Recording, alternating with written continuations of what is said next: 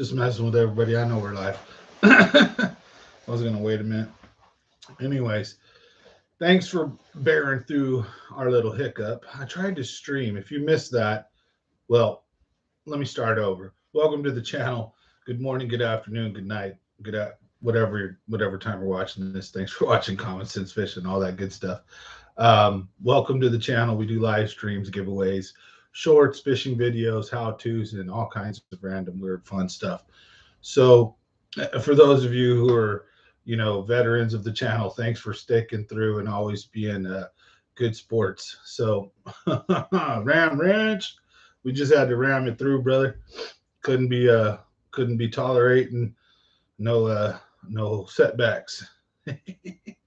I tried to do a stream where I could share the screen, and usually there'll be a little box of me in the lower right hand corner, and it was working earlier. I was doing a video practicing, and lo and behold, when it's go time, nothing works. And I'm not like the genius computer programmer. I could learn at a program, but man, I got a lot of things going on. So I do with what I can. I wanted to break down new Maloney's for you guys, or talk about also the three sisters, as I like to call it, with their little redhead stepsister, which would be the three sisters would be McClure, Don Pedro, and New Maloney's. And obviously, the little redhead stepsister would be Lake Tulik. They're all kind of right next to each other, and just seems like a fishing cast distance away when you look at them on the map. So I'm just going to talk about those, break down one of the lakes for you guys. We're going to do a giveaway tonight. We're going to do a big giveaway. 2,000 subs we've hit. We've gone past that now. So thank you guys for helping the channel hit a milestone that I've been waiting for a while. Next one will be at 5, and they're going to progressively get bigger. To be honest, like, when we hit, if we ever do, 10, 25, 50, some kind of decent number, nothing too crazy high, but if we get a good number in there, I'd give away my boat, dude. Just to like be so stoked to, just to have such a big prize like that. Something cool. Cause I know a lot of these YouTubers are making, 10, 20 grand a month when they're up in the 100+ sub range, and their videos are actually getting viewed and stuff. So put out good content, could afford to do things, hire people to help me up the production, all that good stuff. But I'd be the guy. I like to give back to the community. That's why I do this stuff. It's not to win votes or win votes, but win subscribers or viewers, because I want you guys to genuinely enjoy the content, interact. I answer questions. I break lakes down. I give my best tips and tricks. No, I'm not the best fisherman out there, but I'm decent. So I'll tell you what's working where. I'm honest. I'm not going to lie to you. And I try to entertain, try to have jokes, have fun, do all kinds of cool, fun stuff on the channel here. So thanks for your guys' support. But yeah, so the goal would be one of these days, man, I want to have a really kick-ass, part of my language, giveaway. So, but in the meantime, it looks like, according to the poll, the majority of you guys would prefer a Bass Pro Shop gift card. Before we do the giveaway tonight and I hit the enter button, I'll go double check. I'll bring up a different browser and we'll look at it. So I held a poll, basically. They got posted to YouTube asking what would you guys prefer to win in this giveaway. So if you haven't had a chance to vote, you can go do that real quick, come back, jump in. Make sure you make your voice heard. So, and you guys know the rules. A little bit later, I'll do a roll call, comment giveaway, and we'll make sure you get entered. All you have to be is a subscriber to get entered into the video. Hit the like button, and leave the comment giveaway when I say it's time. And then we'll add them all up. We'll put everybody on the wheel of names. I'll record it on my phone. If I have it right here, yeah, I do. And we'll show you guys, and we'll have a great night. So I appreciate everybody again. Now to it. So we're going to start. First of all, thank you guys for dealing with the I guess the pause in videos as far as upload content. After that week and a half, 2 weeks of jig fishing and McClure, just like relentlessly, I haven't done a lot of fishing since then. I've been really busy at work, so I haven't had my finger on the pulse to upload any real good information, and I don't want to put out fake content. So I'm not trying to put out videos for the sake of videos, and I don't like just sitting here and trying to BS you guys. I can give you generalized tips, but I always feel that if I'm not on the water constantly and at least very recent, then at best I'm just giving you guys some old man tips type stuff, like, hey, this is what works for me, or try here or there. And I can also give you guys some good spots on the lakes that can help out. But without being on the lake recently, I can't tell exactly where the water level's at to tell you exactly what are my best spots, and also to show you what's working, what's not, with my eyes fresh on it. So if I don't know, I don't say. So right now I've been doing a lot of shorts. So you guys will be seeing a lot of short uploads where I'm going through my past video history and I'm finding really cool moments, and I'm breaking them down into little 60-second videos and uploading them. Then I'm also going to start going and finding other people's videos and doing the thing where, like, I can comment for about 10 or 15 seconds and then show their video, and it's not copyright or anything like that. And we'll be talking about other people's fishing videos, guys that get busted, how they acted, how would we have handled it, stuff like that. So we're going to be doing that in the meantime. And I'll keep doing these live streams Monday, Wednesday, and Friday. I'll try my best to make sure I'm religiously on for you guys. Things are starting to slow down. Obviously, it's the holidays, so it might be a little hit and miss for the next week or two again. But as soon as New Year's is over, I'm really gung-ho. I'm trying to get this boat fixed. I'm going to reach out, see if I can't, ask him, like, hey, can we look somewhere else for the part if we have to, because I know it's been on back order for a long time, and see if we can speed it up.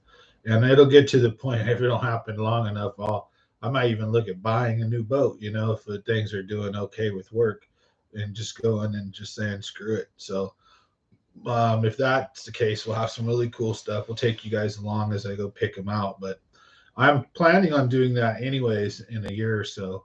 I'm just hoping this boat will get me through for another year or two. There's no need to buy a new one if I don't have to, but I would like to show you guys a boat with advanced fish finders and show you how I read them. Because when I'm on other people's boats, I enjoy it. I get a kick out of it.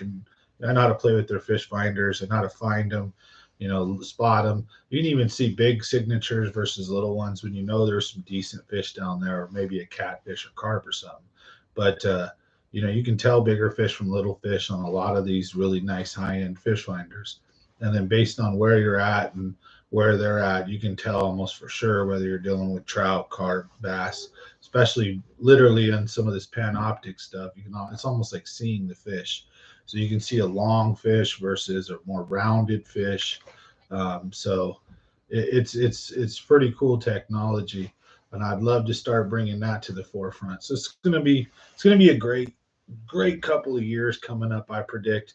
But in the next year, I don't know how fast I'm going to be able to grow. We'll see. It depends on work and finances and all that. But I'm looking forward to upping my fishing game, so to speak. But anyways, even if I don't get a new boat or any of that just yet, and we get this boat fixed soon enough, basically, I want to dedicate 2023 to power fishing. We're going to ditch the numbers.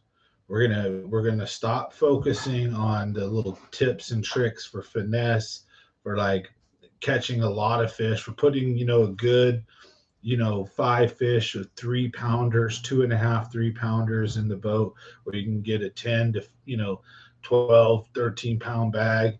Have a chance at winning most of these local little tournaments with some little tips and tricks like that.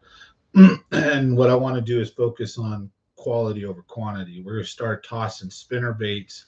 I'm going to do a lot of spinner bait videos. It's one of my favorite lures. We're going to throw some A-rigs.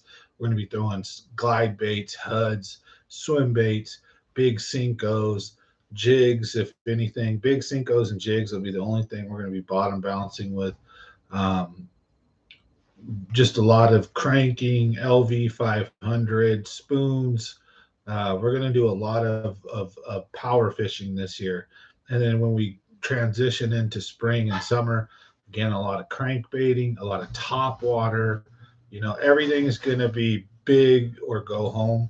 And that don't necessarily mean giant stuff. it could just mean jerk baiting and crank baiting. And yes, I catch little fish on it, but I think I'm going to have a lot better chance of catching a bigger bass on something like a crankbait or a jerk bait than on a Ned rig or a drop shot. While also you could obviously catch them like that, I'm just saying your chances are probably going to be increased, right? So let's get some of these pins over here so I can start drawing on this board, and we'll do a vote or talk about where you guys want me to break down. We got the wheel of names set up already. So at about the 8 o'clock mark, we're probably going to do the giveaway. So stay tuned. We'll read some comments here. First seeing your beautiful cheeks. I've been here since before, I don't know, 1K. Yep, great to see you growing. Heck yeah, I appreciate it, brother. Hey, Ray, Gray Wolf Outdoors, what's up? Nice to see everybody on. Hey, Brian.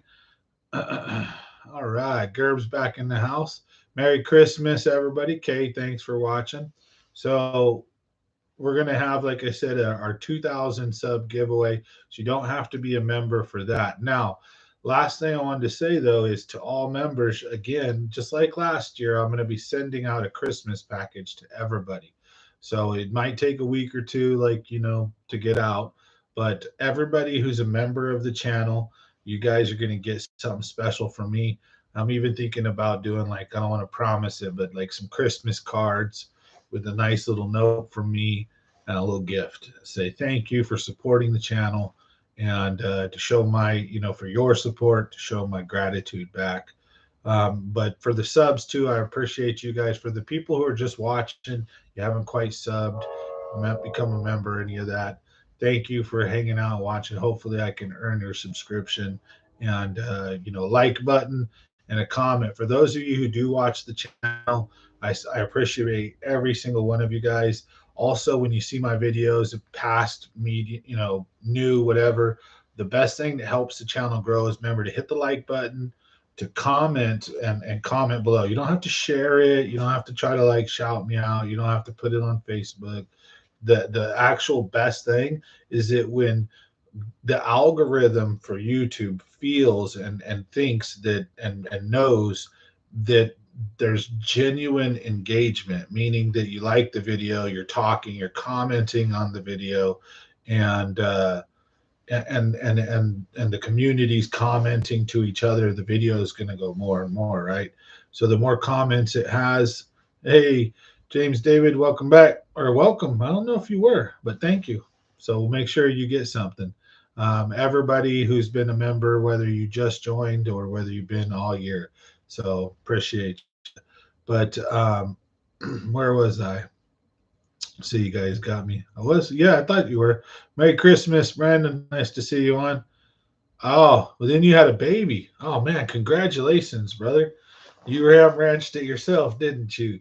You dirty ram rancher. Babies don't fall out the sky now. I haven't seen a stork in a while. And now things are getting more stable. Well, thank you, brother. And congratulations, and I'm very happy for you, man. So nice to see everybody on tonight. Couldn't handle the Queen Ranch. Right? You gotta love it. Cheers and congratulations, whether boy or girl, if you don't mind.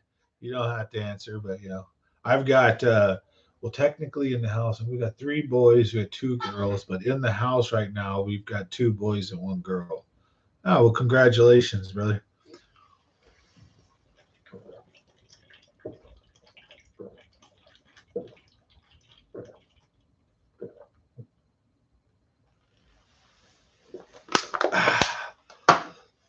Dusted that one for you. Woo! All right. So anyways, we're going to do some fishing talk. We're going to talk about some fishing tips for the winter. I was going to break down new Maloney's. That's why I had the map up. Also wanted to talk about, I found some discontinued lures from Biggie Papa, the square bill that I like. And I found the old colors from like 10 years ago that I couldn't find anywhere. And I found this site that has them all. Like it has, I don't know how many in stock it has, but I'm going to start buying some of those. I think I'm going to probably send out if you know, to certain people that like them. A couple of the excuse me, woo, a couple of the discontinued colors that I've caught, 8s, 9s, and yes, even double digits. You know, I got one on a 10-pounder, and the old cold blooded is not the same as the new cold blooded. There's differences in the colors. That's why I had my stupid thing so I could show you guys. But excuse me, oh man, why can't you just drink the beer and smash it and then not get all burpy, right? It sucks. Smash the like button if you guys get a chance.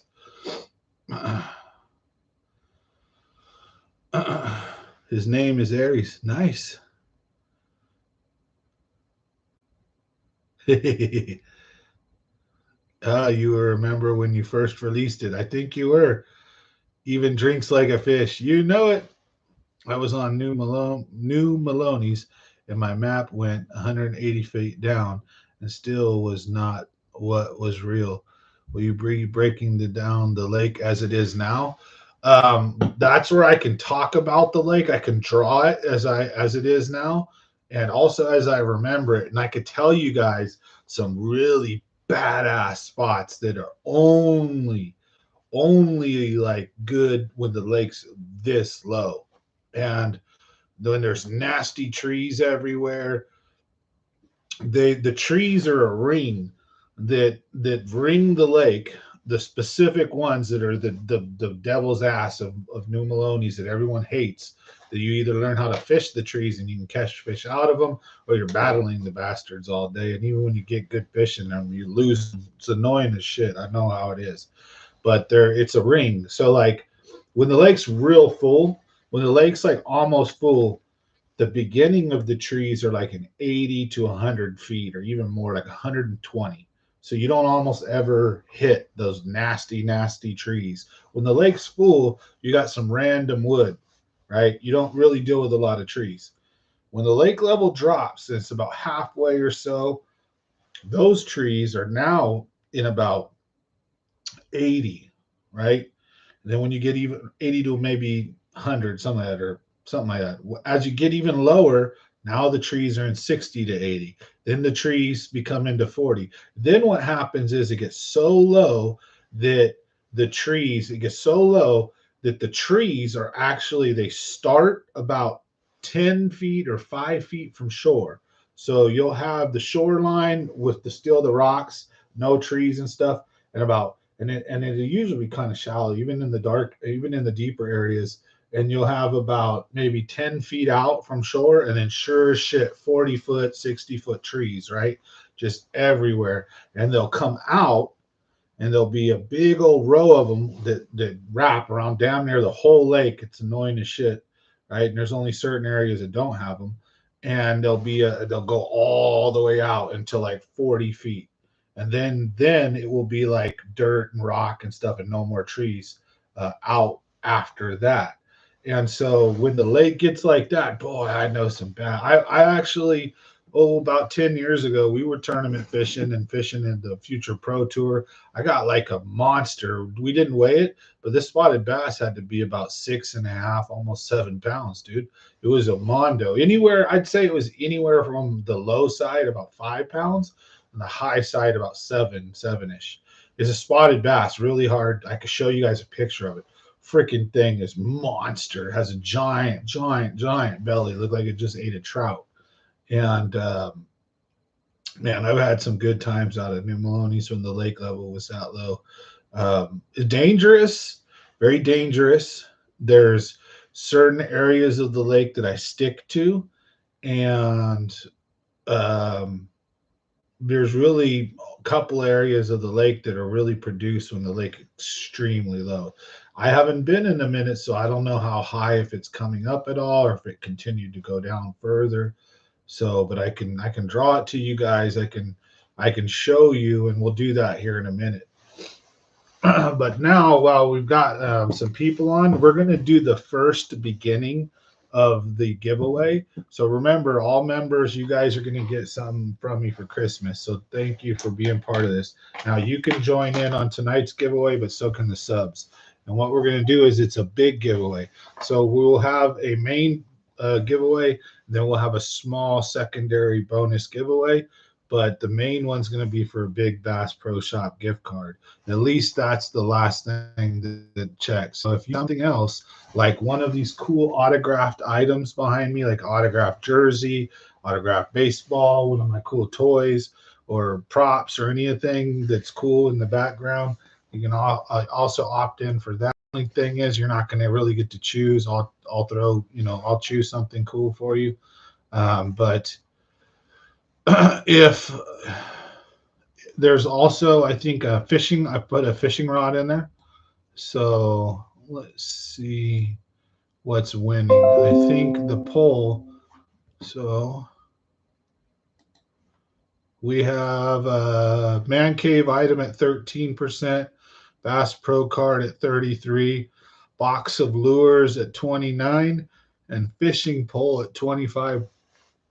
Excuse me, and fishing pole at 25%. So if you want to get your vote in, make sure you go vote. You go to the community tab. So go to Common Sense Fishing, go to my channel on YouTube, go to where it says community, and then there'll be a poll that's got 4 pictures: me looking retarded in the man cave, me looking retarded with a striper, me looking retarded with 2 nice bass from McClure, and me looking super retarded with a giant 10+ pound bass from McClure.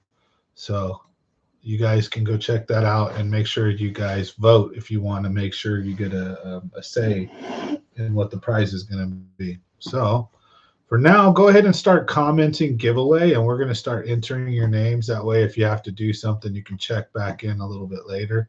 But make sure you don't miss it. You want to be present, because if you're not here, we're going to go ahead and after a minute or two, we'll respin it. So you guys know the rules.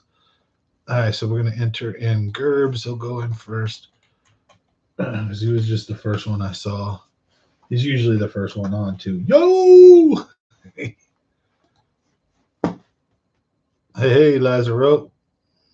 Miss Jerry even drinks like a fish. You know that's me. If I found like a rock wall, smacked him. I'll show you guys some spots right now on New Maloney's that are badass. And I don't know 100% where the water level's at, but if you've been there recently, you'll know what I'm saying. I'm going to draw a picture of it. I'm going to pull the map up right here, and then I'll draw a ghetto picture of it over there real quick. And then I am going to give you guys my 2 or 3 best spots, like where no matter what, that's where I'm going. Hey, Jenna Lee, welcome. Happy holidays to everybody. So we got Gerbs, Brandon, welcome.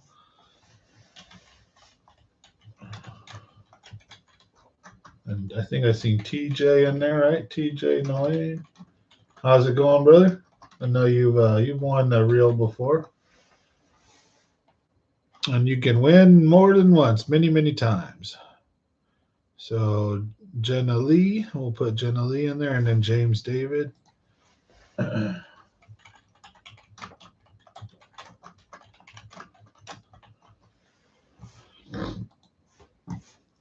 All right, we got Kay and Brian Wentler.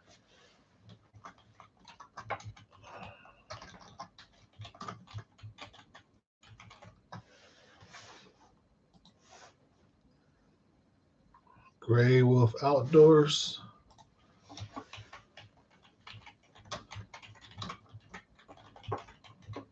Well, I'm about to get hooked. There's like a LV 500 and a crankbait and a couple jigs just sitting right here. We got Ray. Ray, how's it going? Brian Wentler. We got Gray Wolf. And then we got Ray. It's just Ray. Boom. No mistaking that. What's the name of your boat? I got a Nitro. Well, thank you very much. Gray Wolf? Yep. I'm happy for every little bit I got. Like when I first started this, it was kind of sucks, man. A lot of my friends thought, like a lot of people who made fun of me said, oh, I was doing stuff for clicks. Oh, you're doing that for clicks. And I was like, man, even people that know me like for a while, it was like, I know it's joking, but it kind of hurt inside when there was like, I'll give you an example. I have always, since my son passed away, always tried to save up as many toys as I can and give away toys and bikes and things for Christmas to needy kids, because that's the first Christmas I ever remember as a kid was a uh, like a poor person, like a funded, Christmas where some family took care of you. And I've been there, I've been through that. So when my son passed away, and just like I wanted to give back and I wanted to do something for the kids. And so ever since that year, like a year or two later, I started doing it, and I've done it almost every year. And these guys know that. And then all of a sudden, because I do a video about it, there's like they think I'm doing it for clicks. And it's funny, if you go watch my channel, literally videos where I'm giving away like $5,000 in toys where I bought most of them, nobody watches it. And I don't care. It's like it's a fishing channel, right? But it's like those videos never went viral. Yet I did it again next year. I did it again this year. This year I didn't record it. We took care of a couple families, and we also donated a big pile of toys, a bunch of them, and bikes to the Toys for Tots with the police officers and firemen that were down at Walmart. We donated a bunch of bikes and a bunch of stuff. We were all excited. So, just it's funny. So it's been a grind to get, just 2,000 subs on here, because maybe I don't have the best production, the best thumbnails, the best catchy stuff. But I love the community that I built. We got a bunch of cool people. Look, I've been gone for 2 weeks. You guys are awesome. So thank you guys. I have members that support the channel that pay, monthly to help the channel move forward. And to every one of you guys, this is a big thank you. So don't, none of what I do is for clicks. I just that way you guys, I'm sure you guys know that, but it's just like to the people that don't, if you're watching this for the first time, they're probably wondering what the hell is he talking about. I've got over 500 videos on this channel too, so there's a lot of weird, like fun stuff, like from fishing videos. But you guys have got me talking about the mountain lions and the weird stuff that we seen at night, and just crazy stuff. Plus the night when the serial killer woke us up and asked us for directions.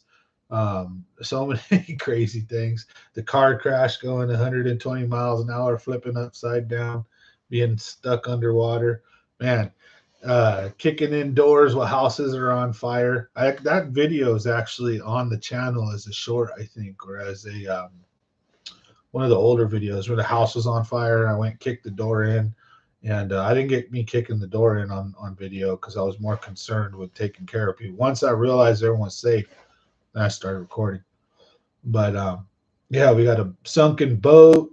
We had a boat freaking sink, or sinking with the people stranded in the middle of the lake, and we saved them. I catch a dude smashing 80 miles an hour and flip out of his boat, and we don't get that on video, but we got him like damn near dying in the water, all jacked up, and we rescued him. And none of these videos have gone viral. It's like the YouTube algorithm hates me, but brother, I will scratch and claw my ass up there eventually. I don't care, or at least I will try. Yeah, you guys will come along to ride. It'll be a fun one. That'll be hella funny one day, look back and see me at like 150, 200,000 subs or something. And look back at the days when I struggled just to get 1,000 or two, and all the crazy shit that I've caught on this channel without any setup, any fake, no setup videos. Those videos where guys give like $100 or $500 to a homeless or a waiter, or where there's like a guy on the street, they give him money and then he gives money to another bum. Like 75% or probably more of that crap is staged, right? And then even then, it's like, bro, like it's so funny. It's like I don't do none of that, right? There's video like I actually kind of like the one where the guy I don't know, there's an old viral fishing video where the guy was on the dock and he goes to make a cast and just runs and then goes to cast and jumps into the water with his fishing pole. It's hilarious.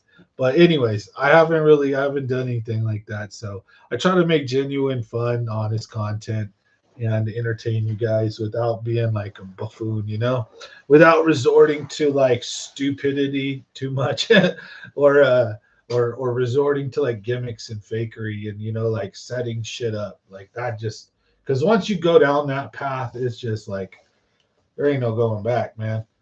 So like I caught the raccoon, the baby raccoon stuck to a crankbait. Me and Tim got him out and cut the hook out, and saved the little baby raccoon on video. So, anyways, we're gonna break Maloney's down. Let me bust the map up. So I got Maloney's. Now remember, if you're new here, you just got here. What you got to do is hit the like button for me, folks. Please hit the like button and comment in the section. Comment in the comments giveaway, so that I can put you into our giveaway tonight. Oh, wait a minute, it's already up. You guys just can't see it. It's on Google Earth. So let's go to New Maloney's. All right. So that's a perfect. This won't take long, folks. I'm actually a decent drawer, but I'm not trying to make it perfect. That's the point. So if I'm going to make this representative, all right, yep, okay. So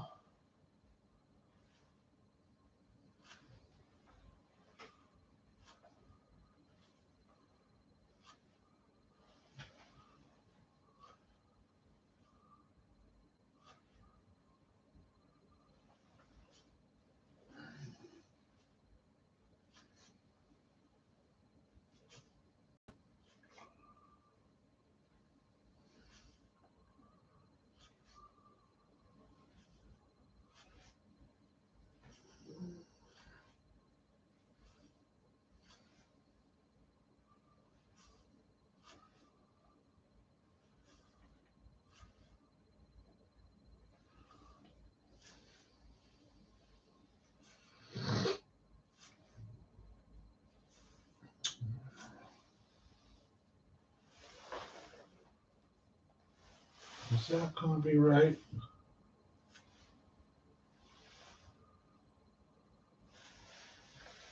No, that's would be about right here. Okay.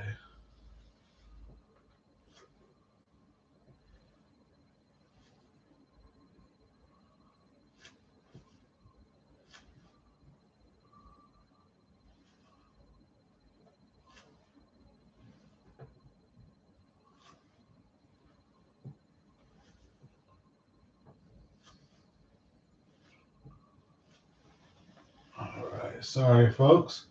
Appreciate you dealing with me.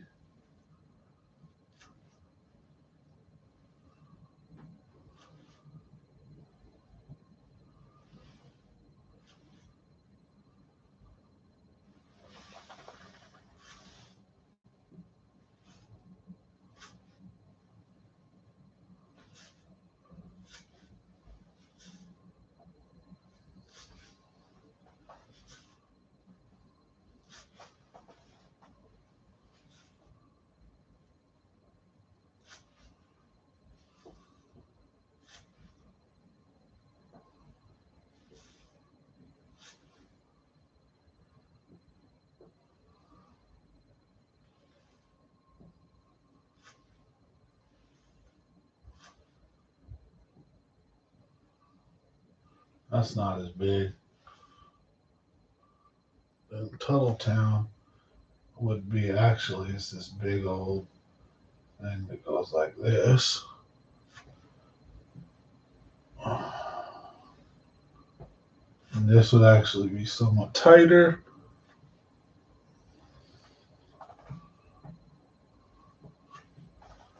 And then here's the bridge.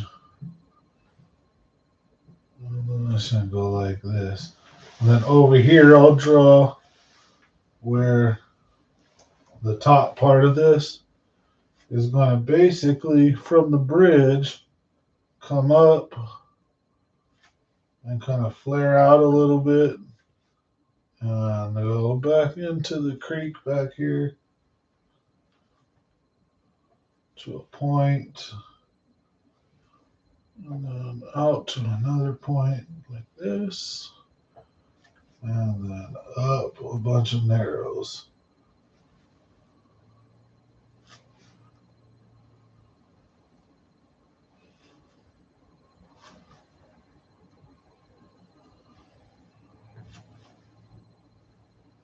And then I'll draw past here later.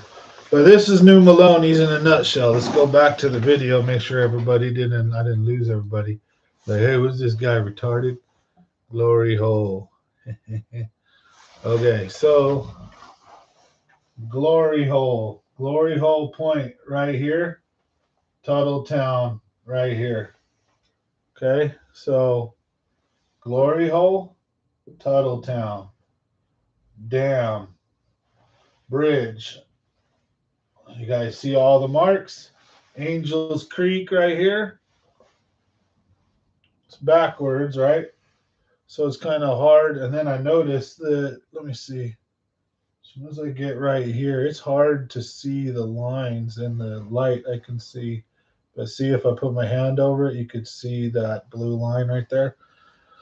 So this is New Maloney's, like the main lake. Now, you either run upriver, right? And past this point, it's just upriver with some shoots, some offshoots, and there's some good fishing.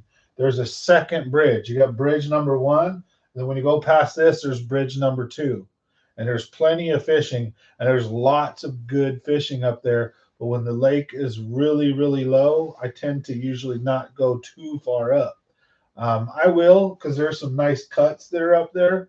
And we'll try to cover it as best as I can. But I'm going to show you guys the juice. Now, the lake is really low. So now we're going to show you, this is like a big old island right here that almost cuts all this off. There's a big sandbar that comes out somewhere over here. I think right here that almost cuts. You have to like go this way. This extends out really far, right? So most of this is dried at like right back here or so. I don't know, depending on the last time I went. This didn't, maybe there was a little sliver, right, of water in there in the back. So in Angels Creek was shrunk back down. But I'm going to give you guys the 3 main lake body spots that do not require a run, will always hold good schools of good fish. All right, you ready for it? Number 1 is going to be, all right, directly when you go directly across from Glory Hole. Here's how it happens.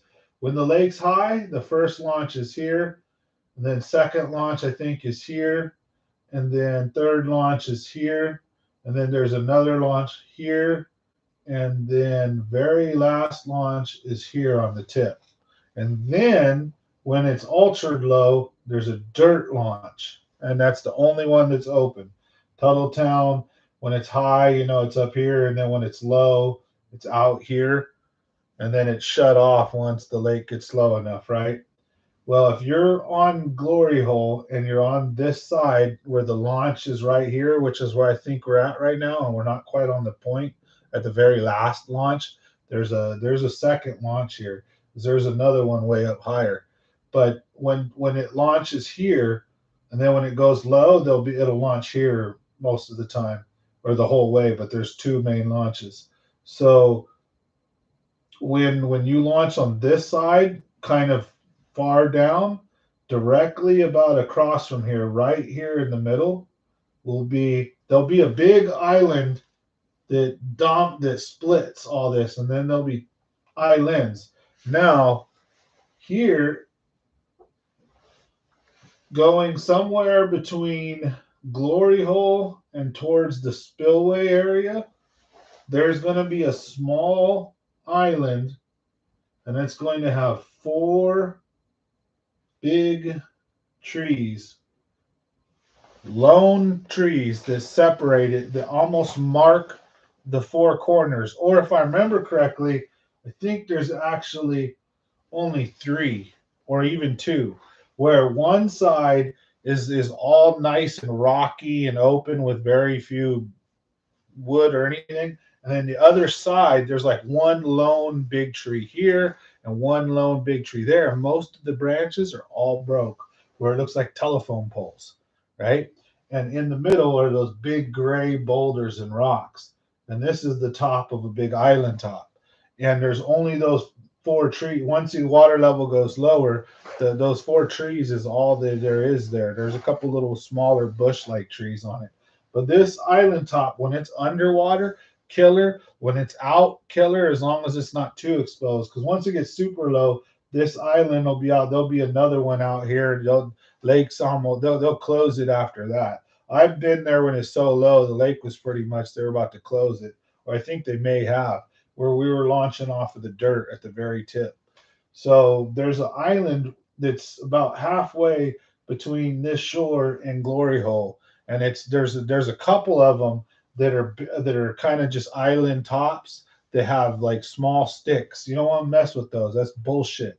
There's not any good structure on that. They're just snag central. There'll be fish that'll hang out there sometimes, but it's not worth your time. You'll get snagged often, and it'll be frustrating. And there are islands that are like porcupines with small little wooden little bushes that are like this tall, that are like old little oak trees that are like hardened, that are just stuck there. They're just freaking a nightmare. And there's no big rocks, there's no big trees. Shit, stay away from it. That's in Angels Creek, right? But going into the mouth towards Angels Creek, like I said, maybe about a 45-ish degree. This is all from memory. Somewhere out there, there's one particular island, and it's like almost at a 45. It's a perfect shot from the spillway and Glory Hole. It's between the spillway and Glory Hole, maybe off to the right a little bit or off to the left a little bit. I think it's off to the right a little bit. Like if you're at that final launch and you look out towards the spillway, it'll be just to your right a little. And it's a small island that is no bigger than a fourth or even a sixth of a football field. I mean, it's like the size of a random like home, like the size of a regular house, and then the front yard, backyard. That's about the size of the island that will show, and it's got deep drop offs at after that. It's a really big point like this, but at the top, it's kind of beveled like this, and then it drops off. And like I said, it has those trees that ring it and big boulders in the middle. That mother trucker is badass to fish, especially if you catch it when it's underwater and people don't know. And then the surrounding water is 100 and something feet deep, and that's in 60 or 50 feet of water. You'll see guys, you'll wonder why the hell are they out there in the middle of nowhere? No, there's an island right there. Okay, so that's the spot number one that a lot of people don't know about. Spot number two is this entire shoreline between the dam, the point, the big point that has a real sheer steep drop. You fish right past it, not right at there, but right past it when the shoreline starts to get a little shallower, and you fish that whole shoreline. And then there will be a spot where this point goes out really far into the lake like that. Big old long shallow point. And you want to fish all around that on that shoreline down there by the dam, out into 50, 60 feet of water plus. Lots of 3+ pound bass will hang out there in that offshore. That is always anywhere from the dam to the spillway, that whole plain ass looking shoreline, and the spot. Well, there's a couple of spots. There's a big plain looking shoreline, good for a lot of fish that are roaming, that are moving between spots. There's some key structure down there. It holds lots of fish. Looks shitty. Nobody ever fishes it. I kill it every time. Watch any of my videos at New Maloney's. If you want to tie in what I'm saying with this, go to any of my videos at New Maloney's. I guarantee you will see me near the dam, offshore, hella far from shore, fishing, and that's going to be on this stretch. Then there's that big long point, and it'll be all around that. Now, just past that point, there's another big long stretch, right? Because the spillway is right here, but until you get into Angels Creek, no, actually the spillway would be more right here, I think. But there's another big long stretch, and in that one, there's some areas that have some nice boulders and rocks and trees. And that whole damn stretch is good for lots of numbers, lots of decent sized fish. And lastly, there was a 15 pounder. I'm not supposed to tell anybody, but there's a 15 pounder that was caught, I believe, right about there in Angels Creek, right here. So across from the launch on one of those points where it starts to go in like a cove, and there's some trees, and there's a big lone tree right there on that point. 15 pounder was caught. Um, Crazy. So Angels Creek is a good spot for some nice largemouth bass.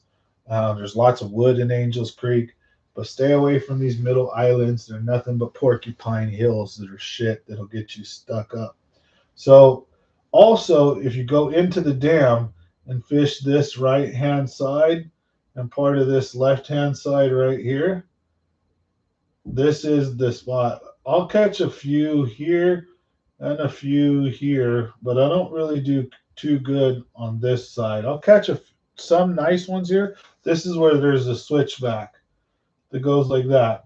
On those switchbacks, I'll catch fish, a few, but on the dam itself, loaded with fish on those rocks. You can crankbait, spinnerbait, jig, bottom bounce. The dam at New Maloney's holds a lot of good fish. That's another spot that everyone should know about. Now, this little rock island, that's a freaking gold. Trust me, if you haven't fished it, that's gold. And this whole damn shoreline going into Angels Creek can be gold. Now, you shoot across from Glory Hole into where there's this kind of cove, and then that point. This whole area in here, right here, in Angels Creek, barely will have it'll have water right now. It'll probably be like the last inlet on the left. On the side, on the left hand side, right in here is where I got that like 6, 7, I don't know, 5.5, 6, 7. I don't know. We didn't weigh it, but it's definitely way over 5. I felt it was very much over 5 pounds, but how much I have no clue. It was a beast of a beast, giant spotted bass, and that guy came in here. So this whole shoreline going into Angels Creek from the dam down, I just recommend look for the shore, look where you see rocks and boulders and stuff, and just jig and bottom bounce. And it's a plain, unassuming looking shoreline. You need to find what depth range they're in. Are they in 10 or 20, 30 or 40? And then fish parallel. And that whole thing, instead of fishing to the shore or out deep, just cast in front of you. So if you find that the fish are in 50 feet of water or 30 feet of water, or they're in their 3250, then you put your boat right in 40, and then you cast out in front of you a mile as far as you want, and then you drag it back to you, and they'll be loaded with fish. You'll just catch fish after fish after fish after fish. It numbers and size. You'll have a lot of fun. This whole shoreline in the wintertime can be stacked. Now, my two best places that I'm going to give you on tonight's video are going to be this hidden little island that a lot of people don't know about, and this point right here. This point right here, when you're going into Black or Coyote, I forget which one. I have to look on the map. But this point right here, there's another point here and one here. There's a little cove that you go in here. This does like this and does a little cove. And then this is where the marina sits in here usually, right? And where there's a lot of trees in here. This whole shoreline, freaking trees everywhere, right? So this point is if you look at the topographical map, it gets kind of deep like this. So if you're fishing out into the gully here, kind of deep, but then this point really goes out far offshore before it hits. There's like a deep ravine, like one of the old creek beds that comes and separates this island and that point. And it'll go real deep. And then the lake's really low. This deepest spot will be about 60 feet maybe. and they'll be loaded with fish inside this highway right here. And then this is also the way that you take to go around to go up. When this gets closed off, when the lake gets so low that you can't shoot up this way anymore, you can't just launch and go up. You know what I'm talking about? You have to go around that island. But when you go around that island and you look to the left, this point looks better. This point looks better, but this point is real long and plain looking and shitty. There's a real nice shelf on the inside of that. And then there's a swing, and I'm telling you, I go out here and I sit in 40 feet of water and I'll cast into 80 feet and I'll yo-yo just slightly. Not big 7 or 8 feet, 10 feet, just little brr, brr. I'll take a LV 500 and I'll fish this whole swing of this point. Go watch any of my New Maloney's videos, and almost all of my best fish have came right here off this point, where you sweep around that island to head upriver. Right now, I've got a lot of fish upriver. There's a lot of spots upriver. That at the very end, when you go past the first bridge and you go around here and you go up into that second bridge, there's a big white shelf where the rock is all white and it changes color. You get up by there, money. If that's in the water still, that can be really killer, especially when there's current and water coming in and it's just at the right stage where those big white rock wall is up there at the very end of the lake can be really killer too. Now this creek inside of here, it's actually a little bigger and it curls. It actually kind of curls to the back and it has some little inlets in it, actually like this. And then it twists around a little bit. This creek right here, when you go up river and then you go up right here, and there's like there's actually goes like this, and then there's like and with the water level low, this is all that white rock right here that's like crystal, like quartz almost. And there's like an old town like type thing right here, or old building or parking lot or something. And then you go up into here. This little crowd, I don't know if it's black or coyote, I forget which one, but it's really good too, really killer, especially all along the right hand side. I don't think we're very good on the left hand side. And in the back, there'll be some really big rock and boulder. We kill it with A-rigs in there, dragging A-rigs in between those rocks, and we murder it. We do the same thing up river. New Maloney's is a great lake to throw A-rigs in. A-rigs, jigs, LV 500s. I just kicked the shit out of them at that lake in the wintertime by fishing the dam, this wall here, this point here. The current swings like this. So this is one of the best places for trout eaters and for monsters to set up is off of this point. Please believe it. And then some of this area back in here could be good too. This creek right here can be good, but it's a more steep creek. And there's a lot of wood in the back here. So, but it can hold some good fish. I'd have to go pull up. I know this is Angels. This arm is Angels right here. This marked up spot would be Glory Hole. You know, you got the dam. You got the spillways over here. You got that long point. You got Tuttle Town over here. You notice how I'm leaving out this area? South Lake right here. Southwest, I think, is really shallow, really plain, and there can be some good fish here. There's some islands and there's some drop offs and points along out here that can hold some good fish, and a few back in here. But this is really shallow. There's not really any wood, and it's not known for usually winning the tournament. You can get a good bag out of here, and occasionally there's some monsters that come out of this end of the lake for sure. But as soon as I get past the dam, I tend to cut this part of the lake out almost like cancer, and I don't mess with it. Unless like I'm getting my butt whooped over there, I'll go check in over here for sure. And I've done really good, like I said, on this shore. I have done really good. And I've caught a few. We got 5 pound plus bass out off of one of these islands out here. and I've got good fish here. So I'm just saying I tend not to fish it because there's a lot of plain shoreline. It's hard to differentiate unless you're keyed in onto which bay they're in or what island or whatever they're holding on, and you've been fishing the lake and you know they're down there. This is not a spot I go waste a lot of time in. I might go check in, bounce and run around a little bit down here, but from past the dam, kind of going, I guess, more like at an angle like this. I kind of cut this part of the lake off. I heavily focus, and then I don't fish much on Tuttletown's. Right around the point, there's a floating barge or like thing with some boats over here.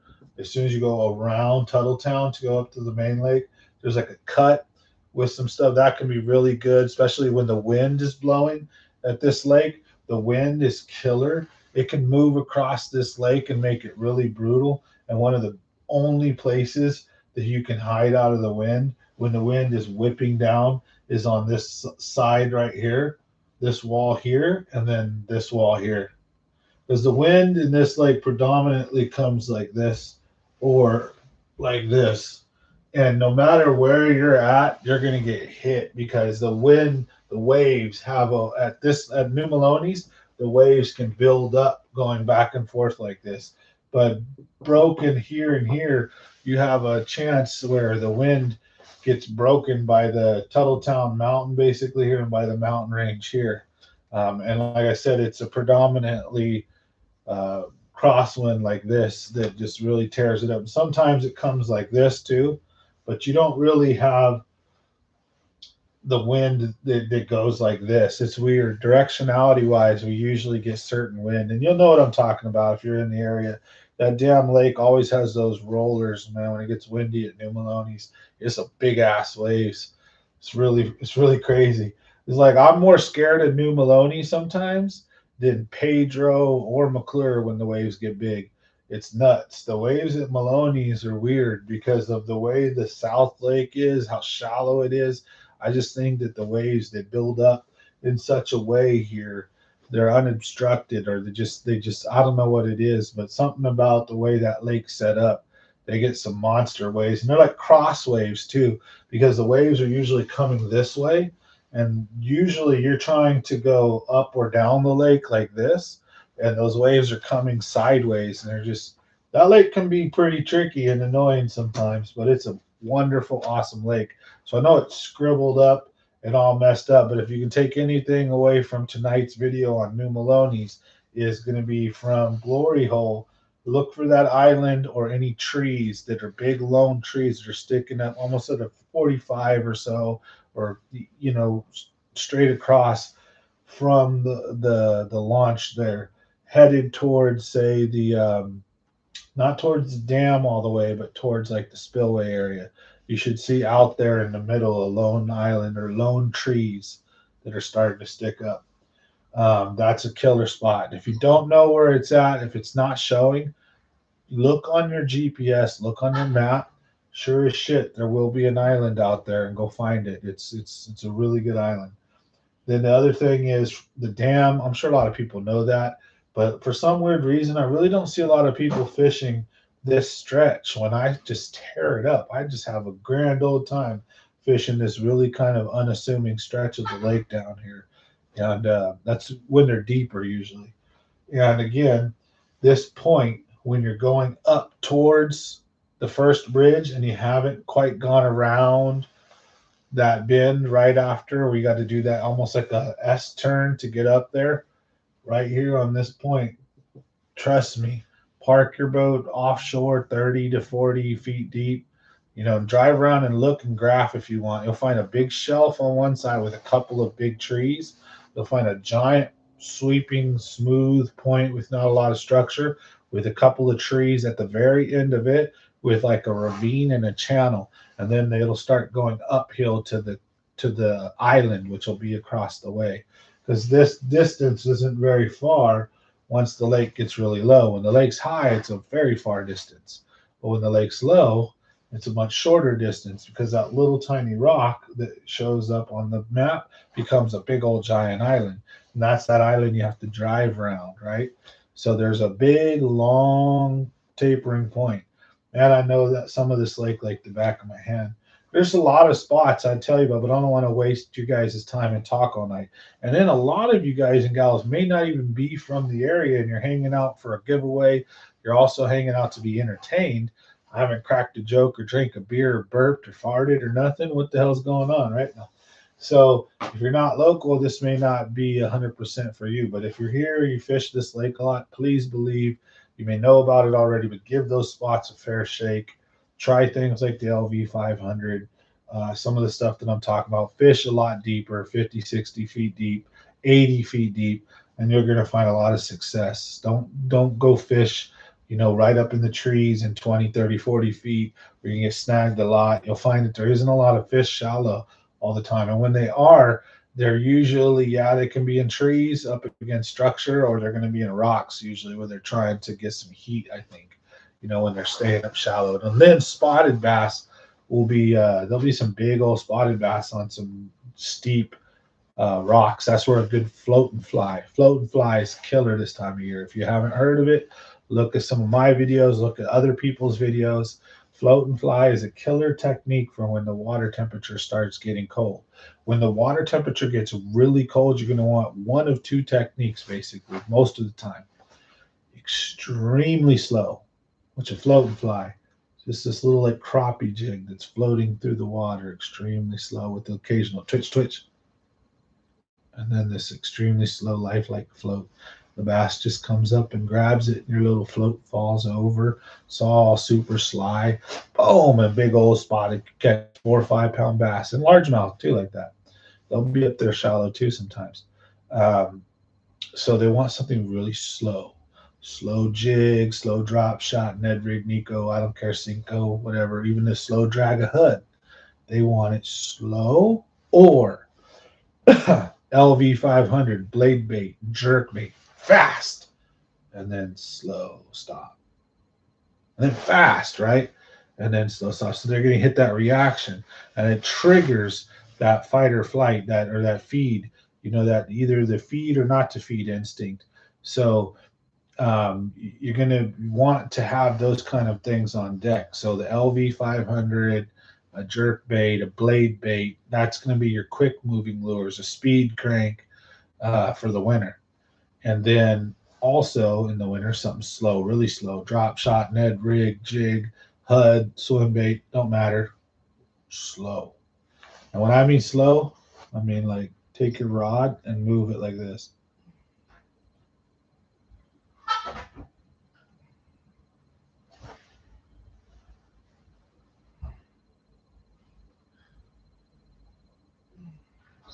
And I just worked the lure doing that, maybe about 3 feet in about 10 seconds at the most. So my lure is just literally creeping along the floor.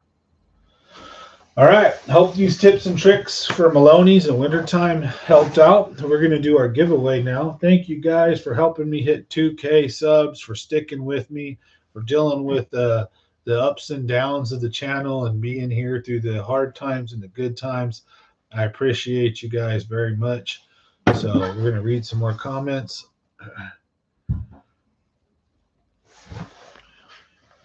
You're going to hit 1 million.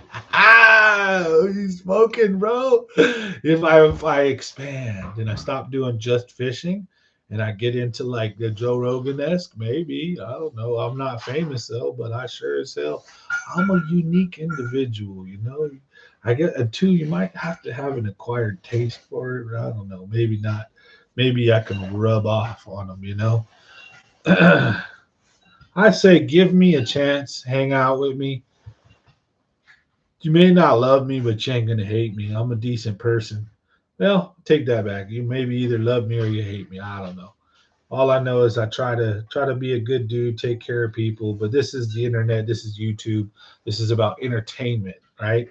So try to educate and entertain, but while maintaining my principles of being a good person and not, faking stuff and trying to stage stuff and whatnot. It is what it is, Hey, RC, nice to see you on. I think I'm missing some comments from a while. Let's see here. So, hope you enjoyed the breakdown, Lazaronu. I hope I pronounced that right. But yeah, let's make sure I got everybody in the giveaway too. I think the last name I got on the giveaway in the Wheels of Name, I've got Brian Wentler, Gray Wolf Outdoors, and then Ray. So let's make sure we got it. What's the name of my boat? Yes, sir. All right. So pardon, apologize. Bear with me. I'm going to read some of your guys' comments. Thanks, Brandon. And RC Creative. I appreciate it, James David. It's 10 here. Feels like negative 23. Oh, shit. I heard. Hope you guys are okay, man. Out for everybody who's not in like the East Coast or West Coast directly on a coast or close enough. I pray for you. I hope you're okay. Keep yourself warm. Stay bundled up and stay safe. That weather's no joke. It's nasty. It's cold as shit. That's why I've been so busy too. I do heating and air conditioning, so I do the heating too. Boat crash, older guy, you know what up? Smash that thumbs up, y'all. Show the love. Thank you very much. Love the whiteboard. Appreciate it, Ray. That's the spot right where the glare is.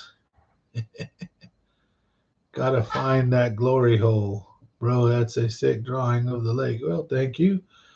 That's where I was smacking him. All right, nice. Gray Wolf Outer. Sorry, gotta go. My fire department just called out to a fire. All right, Gray Wolf Outdoors. Be safe. Take care of yourself, brother.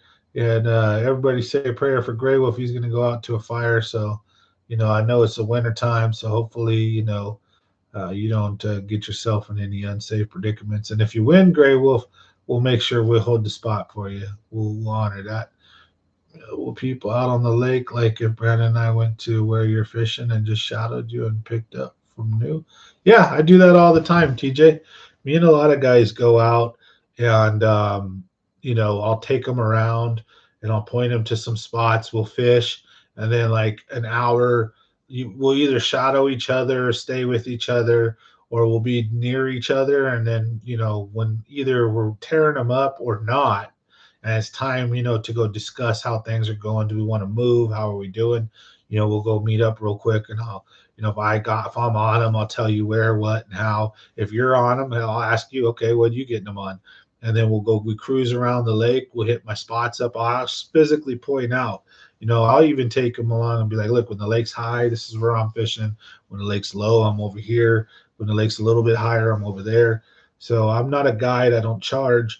But for fun, I'll take people around. I'll help put them on spots. I'll give you some of my best locations, tips, and tricks. And I do it all the time, especially when I had my boat and I go, because I fish.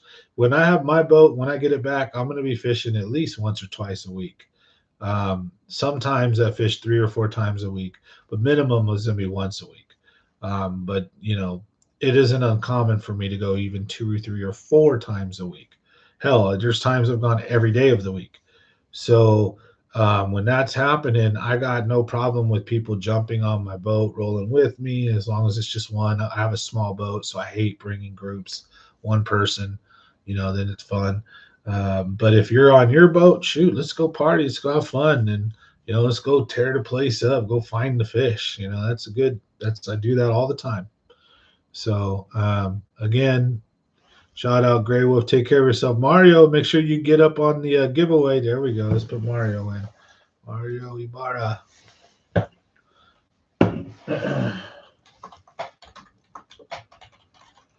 And so far, I believe the poll is stuck at the winner wants a Bass Pro card, right? Yeah, that's what it looks like. Oh, we're tied. Fishing pole and Bass Pro card. Let's see who makes the winning tiebreaker, or whether or not I'll have to decide.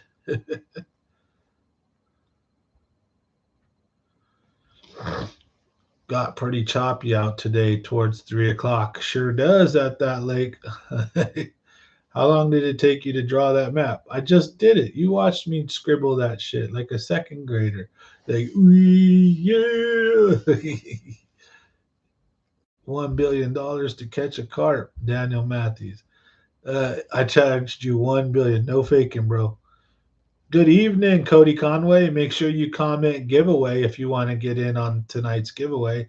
Same thing, Daniel. That's my brother right there. You want to get in on it? You get in on the little mini giveaway. Remember, we're doing two tonight. I'm going to do a surprise giveaway.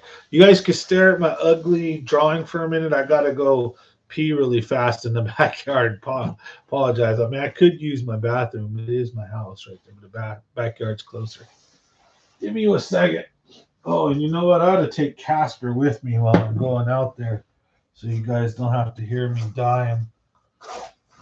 Oh, yeah. Where'd it go? There it is. Oh, yeah. All right, folks. Intermission. Give me one moment. Oh, shit. It looks like I'm going to go in the house. Oh, door's locked.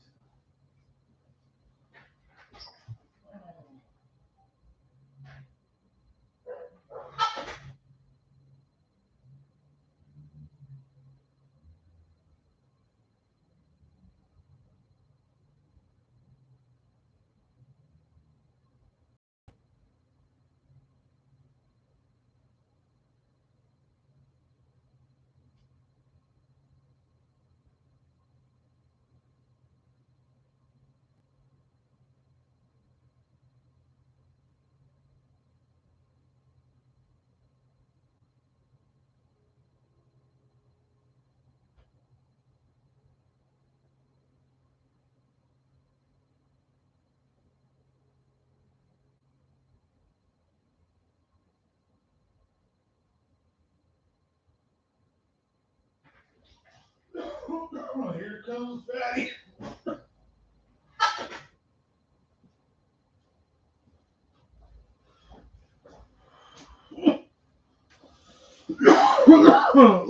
What'd you say about me while I was gone? Don't lie. I heard it. I heard it. Oh, shit. Sorry, folks. Oh, man. Choked on my beer. Oh. Well, I say, go say hi to Cal. Oh, I did. He was out there.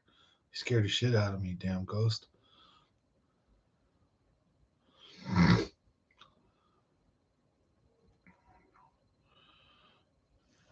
Cartographer? What the hell is that? He did. He punched me right in my nipple, not in my throat. And I said, oh, got me. Man, look at that. I even seen the camera went out of focus when I coughed. Map maper low I. Oh, duh. Shut up, fool. I even show it. Low IQ ass having mother trucker. You better watch what you say, brother. Don't forget you're my little brother. I take your ass out. Look at me map. Looks like crap, don't it? But yeah, anyways. Lake New Melones, folks. Hope you enjoyed my little breakdown. There's so much that I could try to show you guys. I have so many spots there, but to be very honest, each day, each trip's different. But if I could give you those three main zones, go find those zones, go fish in them, and fish deep too. Bring a fizzer if you're trying to take pictures. If you're going to be fishing tournaments in the winter, just bring a fizzer so you can fizz them.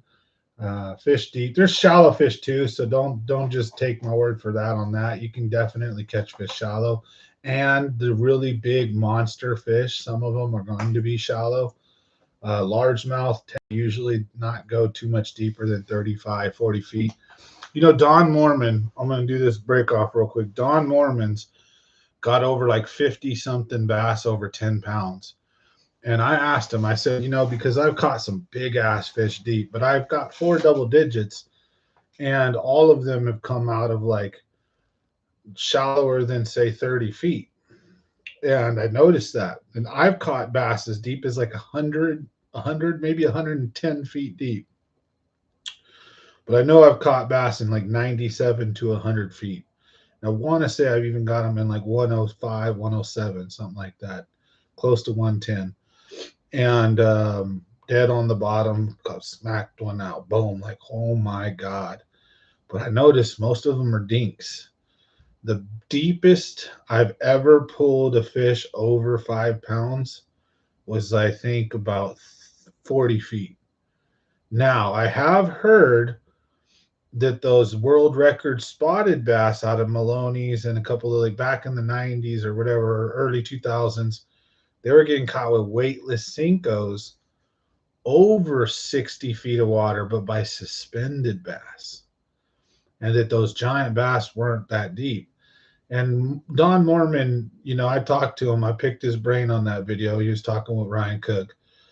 And I asked him, and I said, have you caught any double-digit bass over like a certain range? And he said, you know what? I've got like one maybe that came out of like 60 feet, 50 feet. And he goes, but to be honest, he goes, like, all my double digits have came out of, they're mostly in like 20 feet and shallower. He goes, but 30 feet, he goes 30 feet and shallower. And so if you're hunting monsters, then predominantly you're going to want to fish shallow your whole life, right? The whole damn time. Winter, spring, summer, fall, don't matter. You're just going to go from catching lots of fish to catching a few fish. The bigger fish are going to be shallow. Now, the bigger fish, when I say shallow, I mean 30 feet or so and shallower, right? But it could be 30 feet over 100 feet. But if it's 100 feet deep and you're fishing in 30 feet, that's shallow, right? You're not deep. So it's understanding that has really kind of put a spin on what I want to do next year.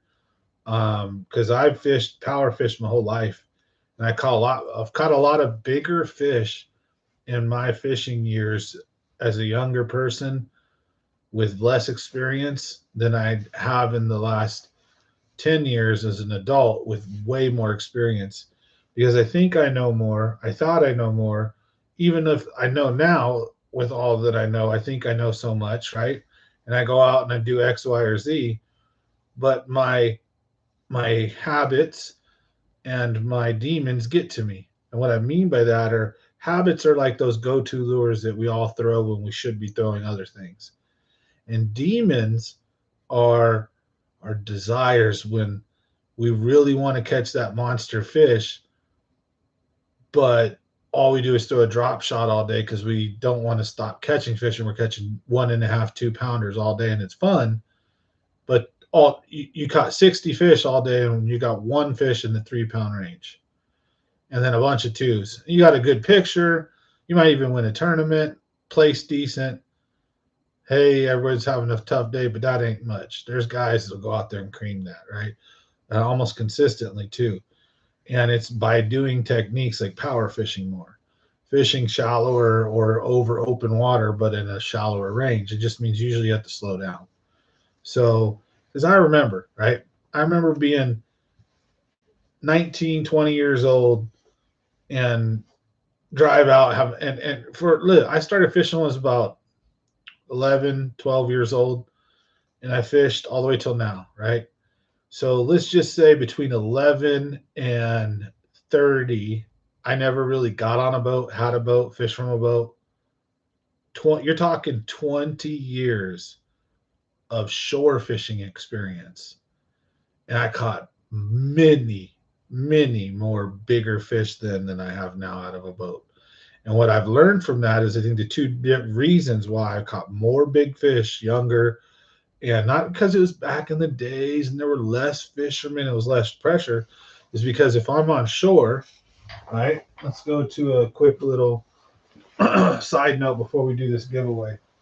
So if I'm on shore, and you guys know this, I've preached this a million times, and I try to fish like this when I'm in a boat now too, and it helps. But you can't bottom bounce like this. You get snagged more. You can power fish like this, right? And it's the way I've done, and I've done a lot better when I'm in a boat fishing like this. But from shore, it's the only way you can fish. So when you're got a shoreline,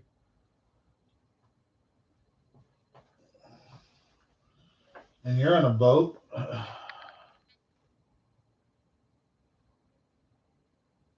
wherever. Usually, let's just say this is 0, and let's call this 35. Let's call out here 60. And it's winter time, right? And you're fishing, you're seeing it maybe in the 25 range all the way down to 50 or 60. So you're either casting like this, right? And fishing, and let's say this highway, you're fishing it down like this, right? As you move along here, or you're casting out and you're bringing it up, right? And let's say this is that zone you're focused in, right? Because you're winter fishing, you're deep fishing, right? But now we're talking about big fish. We're talking about power fishing. When I'm on the shore here, I go out to the farthest place I can, and I'm little old guy right here, right? Sitting here, and I cast out as far as I can, and maybe I can cast into 50, 60. And in the wintertime, a lot of my fish will come out here too. They would, right? And I would be throwing a Texas rig or something. But at the same time, I get bored. I make 30 casts. As I'm sitting here on the rock, I can cast, walk up and down. I cast. I'm going to be fishing 10 hours, 8 hours today, right? Let's say. So I park, I walk down. Got a little backpack. I got some lunch or something, right? Got my tackle. Got maybe 4 poles or 2 poles with me, 2, 3 poles or something at least. And I set them down. And I got my bottom bouncer out. And I cast like this. And then I cast like this. And I cast like this. And I cast like this. And I cast like this, right? And I make 100 casts. I'm freaking bored, right? Then I take my crankbait or my spinnerbait. What do? I can cast out like that. I know better. So I take my crankbait and I cast like this. And I cast like this. And then I make a cast like this. And then maybe even one like this. One like that. And I might put one out there. And I'll do a short cast and a medium cast and a medium long. And then one just past that point to bring it right near that rock. And then one out this way, right? And I'll sit there and I'll make the same amount of casts, but from shore. And I'm fishing parallel. And I'll be sitting there in the middle of the winter, right? And God be damned it, pull a 6-pound bass out on a spinnerbait. Well, my buddy's over here throwing his worm, catching 2, 3-pounders and out fishing me, making fun of me. And then I do this and whack, boom, big old fish. Whoa, what the hell? Let's look. Or they used to call me Spinnerbait Sam. Why? Because look it, I'm not gonna fish a freaking bottom bouncer like this. I'm sorry, but I'm not. Because all of the rocks, the drop off, when you're pulling parallel, you're gonna get snagged every time with a bottom bouncer when you're fishing this parallel. When you're fishing kind of parallel like this, no, you're not gonna get snagged as bad. When you're straight casting across crap and the terrain's all crazy and you're going directly across it with no gravity, with no coming downhill, you're just strictly across, guarantee you're going to get snagged like every other cast. It's so annoying. Or if not, you're going to get snagged very often. And it's just hard to bottom bounce like that. So when you're on shore, bottom bouncers are for fishing out and exploring out deep and all around, right? And top water too. But then reaction, crankbaits, spinner baits, jerk baits, top water, that all gets thrown in this zone. And where would you think the bigger fish would come? Always in this zone, not out here. That's where sometimes, yeah, some bigger fish would come out there. I had lost a double digit way out in the deeper water, about 40 feet in the winter one time, like a 12 plus. It got right in close, big old monster. Me and my buddy were like shitting bricks. So, anyways, when you get into a boat in the wintertime, we put our mindset that they're deep, right? So sometimes you can pull yourself up and fish that same way, just like you would. Now, here's the deal. You're going to catch much less fish. You might go all day and catch 2 or 3 fish. Catch 1 5-pounder, 3-pounder or 2-pounder, a bunch of dinks, right, or whatever. You might not catch nothing even, but fishing like that, that's also how you catch the 10 and 15-pounder. That's how you catch the big monsters in the wintertime when guys aren't doing that. Because a lot of the time, I talked to Don. I mean, like I said, I asked him. This guy's got over 50 or 60, I think, or 55, 60 double-digit bass, and he made a remark that the majority of them came in like 0 to like 10 feet of water. And then he even broke it down. He was like, so many of them came in during spawn. Like out of the 50 or 60, like 20 or 30 were during spawn, or at least like 20 or something, like 15 or 20. And then another number were caught during the winter time, or on like, and majority of them were almost like over half of them were caught on swim baits. When he got into the swim bait game, he caught many more double digits. But before he started swim bait fishing, if I remember correctly, don't put words in his mouth, but if I remember correctly, because he's an old school fisherman, he used to catch all his double digits on things like spinner baits and crankbaits. And then when the swim bait came out, he started catching more double digits with those at a little bit of a faster rate, but still out of his double digits, a good chunk of them are on things like spinner baits, crankbaits, and jigs and stuff. And then a bunch are on HUDs and glides and stuff like that. Don Norman's a smart dude, caught a ton of big bass. So I was picking his brain, and and so this year, 2023, I want to get myself up and I want to fish big baits, crankbaits, spinner baits. It doesn't have to be a giant swim bait, right? But what I'm saying is I'm done with the fairy wands for a while. I'm done with finesse fishing. I'm done with Texas rig and Cincos and this and that, or unless they're big ones. And I'm going to throw the smallest lure I plan on throwing in 2023 is going to be a jig. Now, unless I totally suck and can't catch any fish and I bomb, then I might revert to doing what I got to provide content for you guys and to help. Also to like, if I'm going to help people catch fish, and that's how I have to fish to catch fish, then I'm going to tell you that, like, look, my plan and goal was to do all this. But here's the thing, though, is without some fortitude, without some gumption, and the willing to go out there and get skunked for a while, swing and miss, I've got to put that as my mindset and be willing to just come out here and do the lives like I am recently, right? And if I don't have any fish, I don't have any fish. But I can tell you guys about what I'm doing, maybe I'm doing wrong, or what I am doing. Then we could discuss maybe what I could do better, or just come along and learn with me.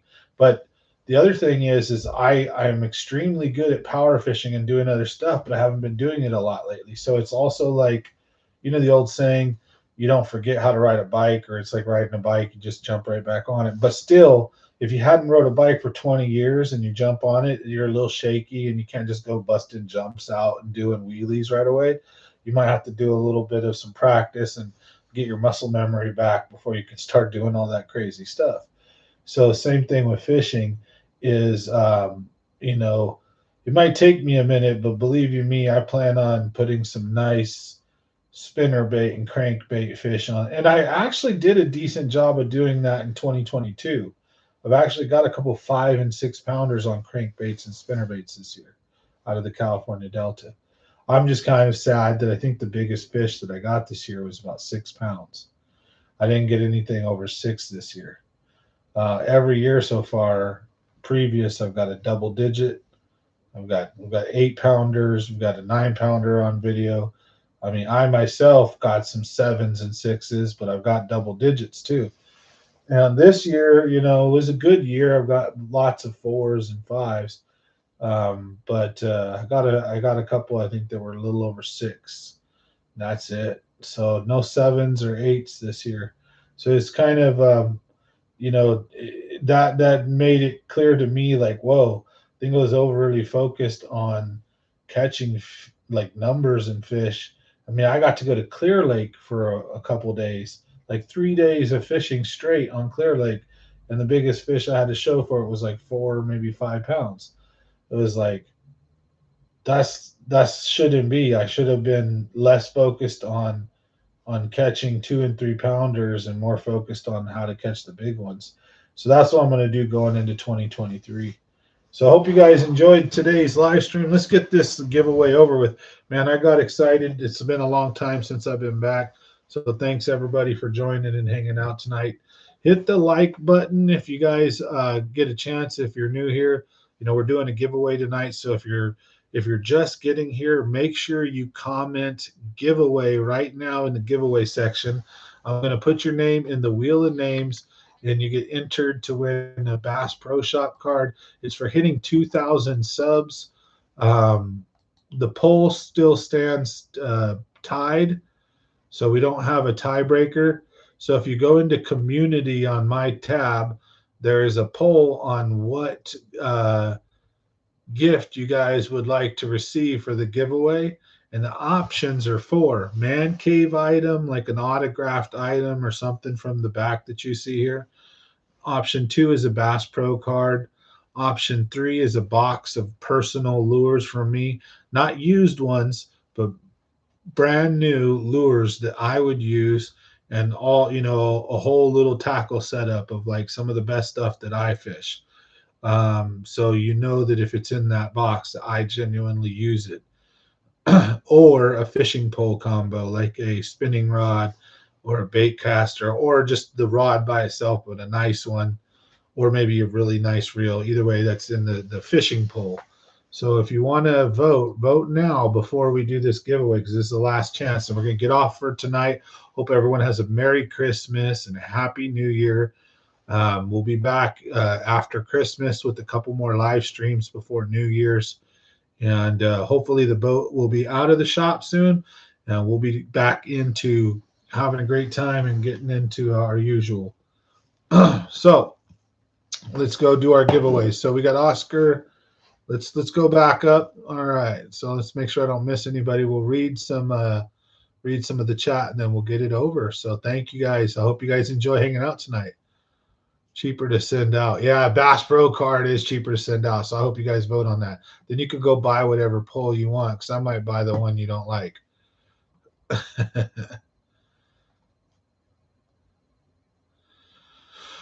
Oh, goodness. Hey, Larmy. Oscar Ibarra giveaway. So let's make sure, if you guys want in on this giveaway, make sure you comment giveaway. That way you get put in the wheel of names, and then I'm going to record it on my cell phone and we'll show you guys. So, SBS. Don't know what that means, but I'll shout it out. All right, so they ain't scared.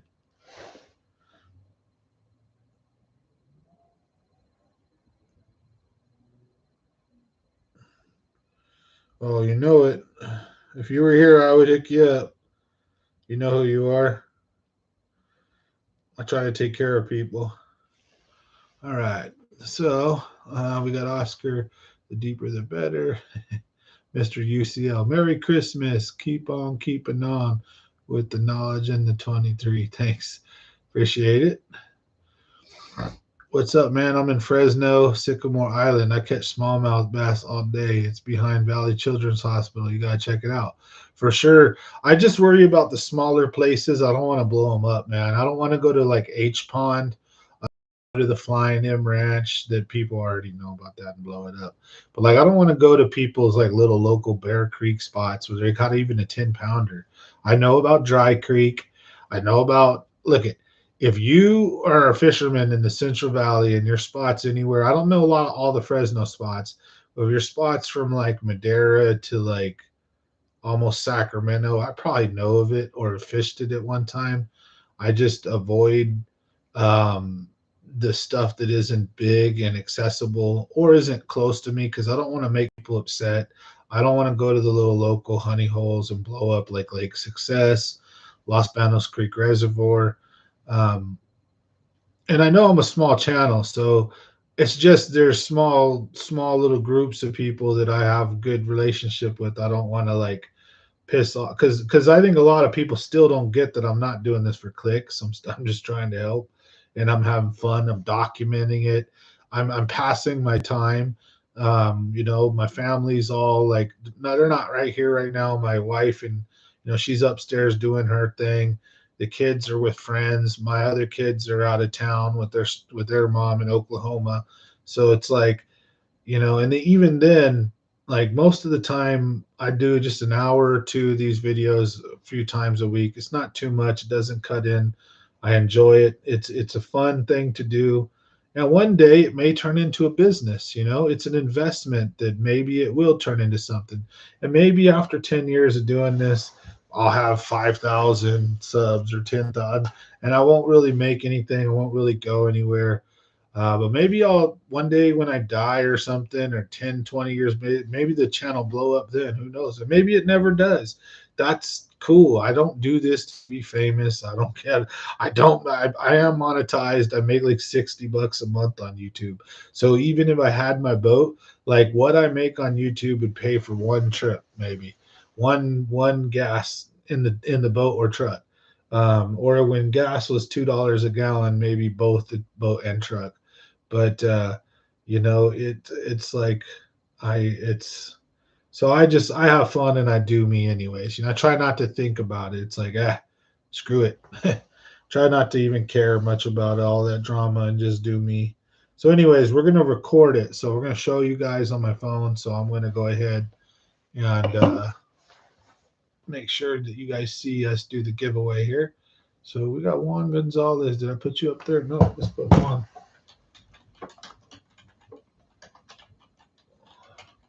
But thanks, man. Appreciate it. Yeah, smallmouth bass. That's not a. I'll keep that secret to myself, brother, because there's not a lot of places in this area you can go catch smallmouth bass. And a lot of people want to catch that to kind of check it off their bucket list. To you know, like Lake Tuluk has a decent amount of them, but for us West Coast guys, there's not a lot of lakes that have an abundant supply of smallmouth. That's for sure. So,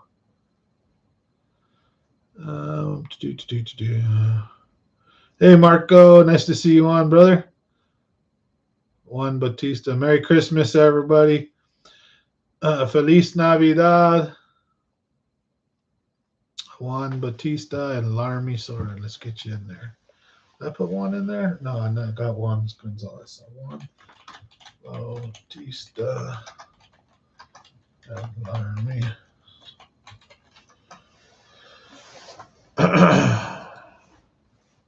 Hey, Mark Nav, what's going on, brother? James, David, I just broke the tie. Thanks, David. Appreciate it, James. Set the hook. We got to get Marco. Okay, so we got Larmy. Let's get Marco and set the hook. Marco Houston. Smash the like button. Thanks for joining me on this day. I know it's almost Christmas. I appreciate you guys hanging out with me, watching me yap about New Maloney's and talking about my fishing there and all the good stuff. The dreams and pipe dreams and whatnot.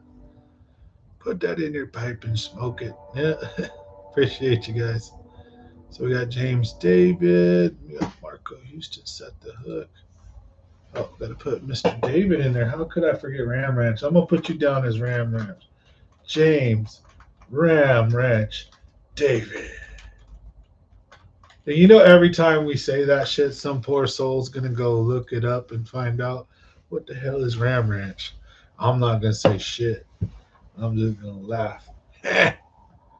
Tears. Kyle, what's up, Kyle? Nice to see you on, brother. Hope everybody has a Merry Christmas and stay warm.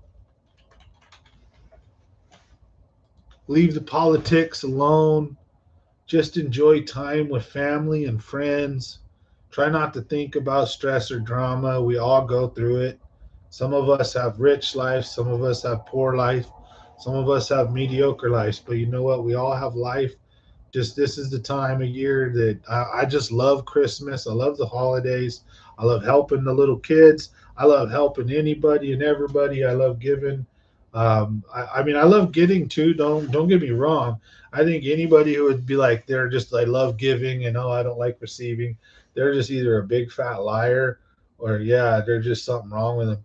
Because who doesn't love getting stuff, right? I love getting stuff too, but I genuinely get a kick out of putting a smile on people's face.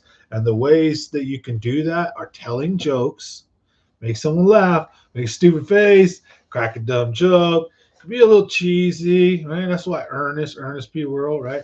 So it can be a genuine, like just rib splitting, like you can set it up, got the punchline, well, bam, right? Come on through, and it's badass, right? And you delivered, boom, that's funny. Or you could just be dumbass and be kind of funny, relatable, fun, right? But I try to keep it fun and entertaining at the same time. So you only got one life. Got to live it. Got to enjoy it. And so, anyways, I get excited around this time of year. I love helping out and giving. So if you don't know about that, you guys are. I'm sure most of y'all know that about me by now. So, Juan, if you got any time still, you got any more tips for bank fishermen? Oh, for sure. When we're done doing the giveaway here, I'll spend a little more time and we'll do the whiteboard and I'll actually break down tips for bank fishermen, um, which I should actually do a video on because it's secondhand nature to me when I do stuff from the bank, but maybe other people don't. 20 years of fishing from the bank. So I've got more experience fishing from the bank than I do from shore. So definitely. So we've got everybody here. Sorry to keep everybody so late. Smash that like button. Let's do this giveaway. Let's set this up. Speak now or forever hold your peace. If you have not commented giveaway, make sure you have. Let's make sure you're in on it. So I'm going to read the names off. So please make sure you hear your name. So we got Gerbs. We got Brandon Balcom. We got TJ Noane. We got Jenna Lee Balcom. We got James David. We got Kay. We got Brian Wentler. Gray Wolf Outdoors. Good luck with that fire, brother. We got Ray, Mario Ibarra, Oscar Ibarra, Juan Gonzalez, Juan Bautista, Larmy Soren, Marco Houston. Set the hook. I don't know why it says set the up.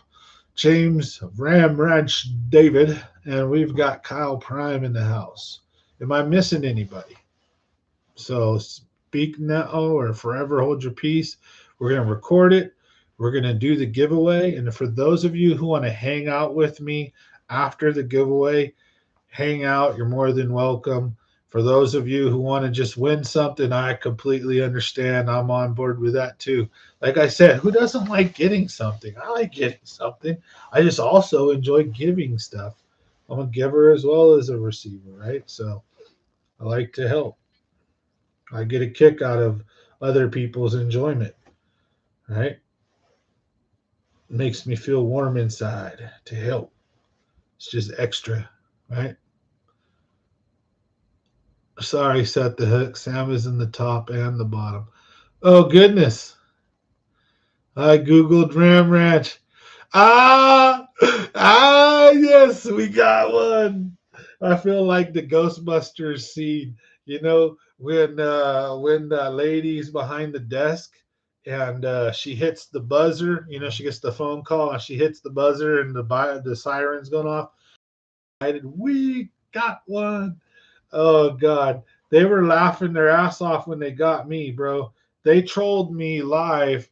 James David shows up, right? We were having a live stream, and usually I draw anywhere from 8 to like 15, 16 people. Not a lot of people, sometimes 20, something like that. But this night we had like over 30 something people on, and the numbers were swelling. And then James started bringing up Ram Ranch, and a couple of the other guys knew about Ram Ranch too. So they were just hammering on it. Next thing you know, the chat's going haywire, and I'm all like live stream. I checked Ram Ranch out live on live stream. Thank God I didn't have share your screen up. Thank God I was not dumb enough to like try to live stream it like I did earlier, all boobed out, not knowing what kind of software I'm using, sharing my screen, right? Clicking away. What the hell is this Ram Ranch? Let me just tell you this.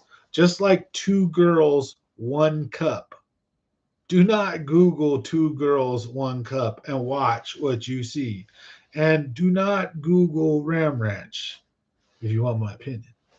But if you want to see what got me, I got caught by both Two Girls in One Cup back in the early 2000s. I horrifyingly watched so many seconds of that video till it dawned on me what was happening. And then grossingly, I watched a few more seconds of it until I just couldn't watch. I'm not watching, never going to watch again. Done. Try to clean that from my mind, but you can't. It's like this shit stain that's just like stuck in your brain, and you're like, you can't. Apologize for my language, folks, for those of you with kids. Just a dookie stain that you just could not wash out, and it's still there. So's Ram Ranch. It's just like, hello.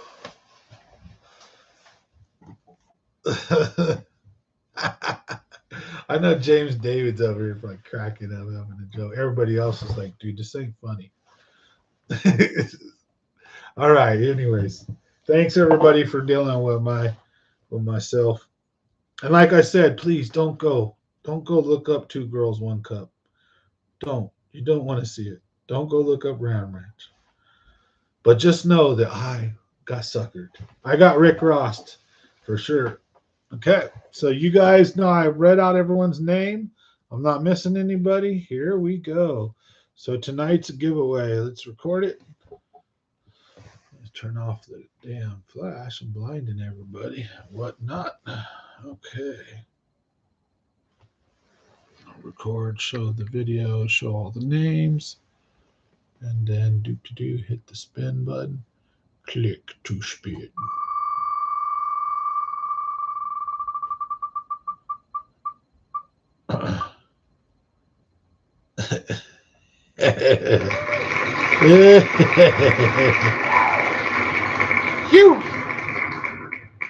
Okay, so we're gonna remove him. You won the main one, brother. Now we're gonna have the second one. So here goes number 2, and then I'll let everybody know who won. Because we're having a main and then a sub. So the second winner will get a smaller prize.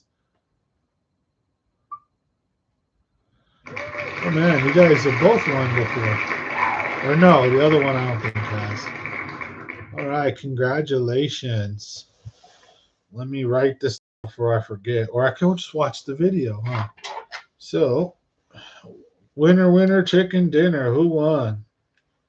Brrr, well, what's his name? Clark Griswold when he's about to plug the lights in. Drum roll. Right, everybody's like, ding, ding, ding, ding. Oh man, I love that. That's my favorite Christmas. Well, one of my favorite Christmas movies is definitely Christmas Vacation. Right, tied with that one. If you guys ever remembered, sorry, we can go on a tangent because it's almost Christmas. Has anyone seen the movie called The Santa Claus? I'm talking the original one with John Lithgow and Dudley Moore. And Dudley Moore is an elf in the North Pole, and it shows the whole like how Santa Claus became. It shows him as Saint Nicholas back in the days in the villages, making toys for the little village kids and delivering them with his wife, Mrs. Claus. And then one day he gets stuck in a blizzard, like almost like he dies. But the Father Time opens up the North Pole to him, and Father Time and all the elves get him, and then show him the North Pole. He becomes Santa Claus.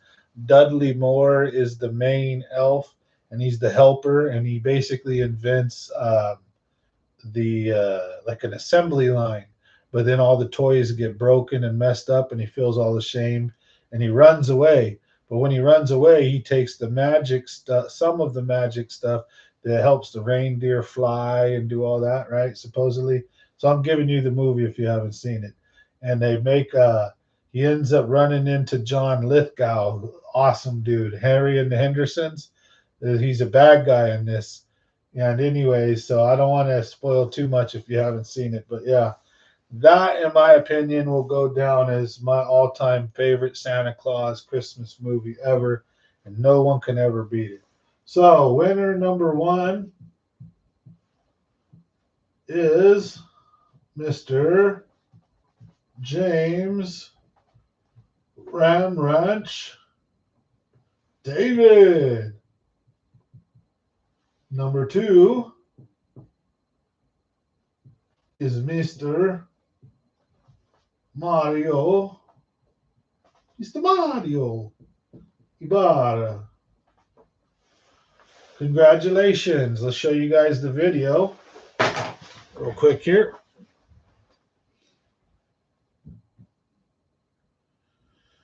And then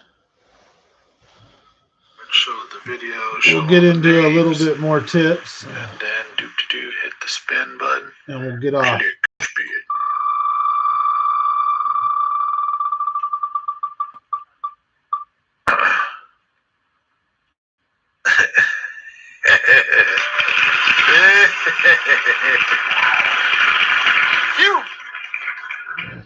Okay, so we're going to remove him. You won the main one, brother.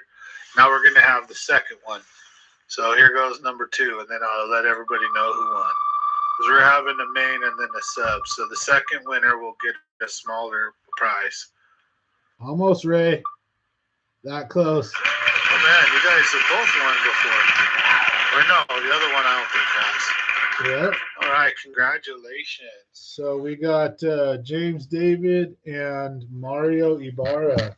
So congratulations to you guys. James, make sure you get a hold of me on Facebook, Messenger or something, you know, and get a hold of me and get me your address so that I can send you. Or if you want your phone number, then I can also text you. And what I can do is I can get like the Bass Pro Shop gift card and scratch the numbers off, and I can send you that photo, and then you can use it online, unless you want the physical card to go in the store with. Your call, because then I can instantly pick one up like tomorrow and get it to you the same day, and you can use it online, or I can mail it to you, and then who knows, you know, it might take a few days, a week or two, whatever. So just let me know. So congratulations, James David. Yeah, you got me. And then Mario, I should still have your messages on Facebook from the last time you won. So, oh hell yeah! Oh, I heard it. James said he'd hook you up. He told you since you had to. Who's the poor guy that got the Ram Ranch? Oh, Set the Hook. You ought to get a consultation prize. Set the Hook. If you really got Ram Ranch, we're gonna put you in there as a third minor consultation prize. How about that? Because that's how we roll. We do some cool stuff here on the channel. I don't know why I kept putting up. What the hell? See, he got Ram Ranch. Set the Hook up. We set him up. We did. We set him up. Damn. Didn't mean to do it. Congratulations. So if you're still here watching Set the Hook, hopefully you haven't booked it yet. And anybody else, don't go to the site. No, I'm not going to give you nothing. You just burned your own eyes out on your own. So Santa Sam, yeah, I'm a nice guy. Merry Christmas. So I take care of people. I appreciate you guys for watching. Now, I think Juan Batista, you still had some questions about shore fishing and some tips and tricks on shore fishing. If you stick around, or anyone wants to stick around, I'm going to do another 10 or 15 minutes of whiteboard tips. Might even go over a little bit on some shore fishing tips. So kind of give you some of the best information that I can from shore fishing. And we'll use the whiteboard to break it down. And if I'm just being vague or just kind of hitting the overview, it probably won't take more than 10, 20 minutes to give you some of my best shore fishing tips. And then from there, of course, we can always expound upon it or add upon it later. And you can add upon it as well and take it from there and run with it. But I've got a little bit of info maybe that'll help out. You never know. I don't claim to be the best, but I love fishing. Yep. Everyone have a wonderful night. Merry Christmas. Happy holidays. Thank you for joining and hanging out with me. Let your friends know. Share the videos every once in a while. Comment like when you see me on YouTube if you get a chance to help the channel grow. But just by hanging out and watching, I appreciate your support so much. So thank you. And for those of you that want to continue and hang out with me, feel free in the comment section to fire any comments out, ask for anything, and I'll do my best to answer your questions and give you some more tips and tricks. We'll hang out for another 10-15 minutes and then we'll let everybody go. Have a good night and we'll catch you on the next one. But for those of you who are going to hang out with me, thanks for hanging out, and we're going to get into some shore fishing. Hey, happy holidays, Laramie. I love jumping on and seeing you guys over there too. I haven't been on local marks in a minute too. I need to get my super chat set back up because for some reason my card's still good, but like when I super chat, it doesn't let me anymore. And I miss going over there and super chat bombing him and getting him to sing songs and stuff. So I love it. You know, I'm gonna get back over there soon, and he'll miss me. He'll be, hey, common sense fishing. Oh, you what a legend. I love it.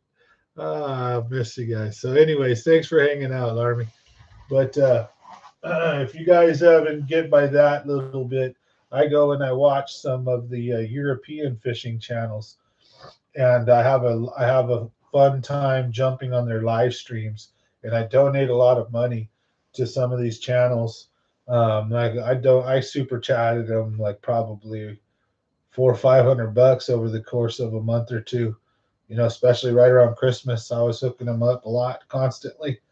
And if I like your channel, I'll blow it up as best as I can. I'm not a big channel, but if I was a big channel and I liked your channel, I will promote your channel.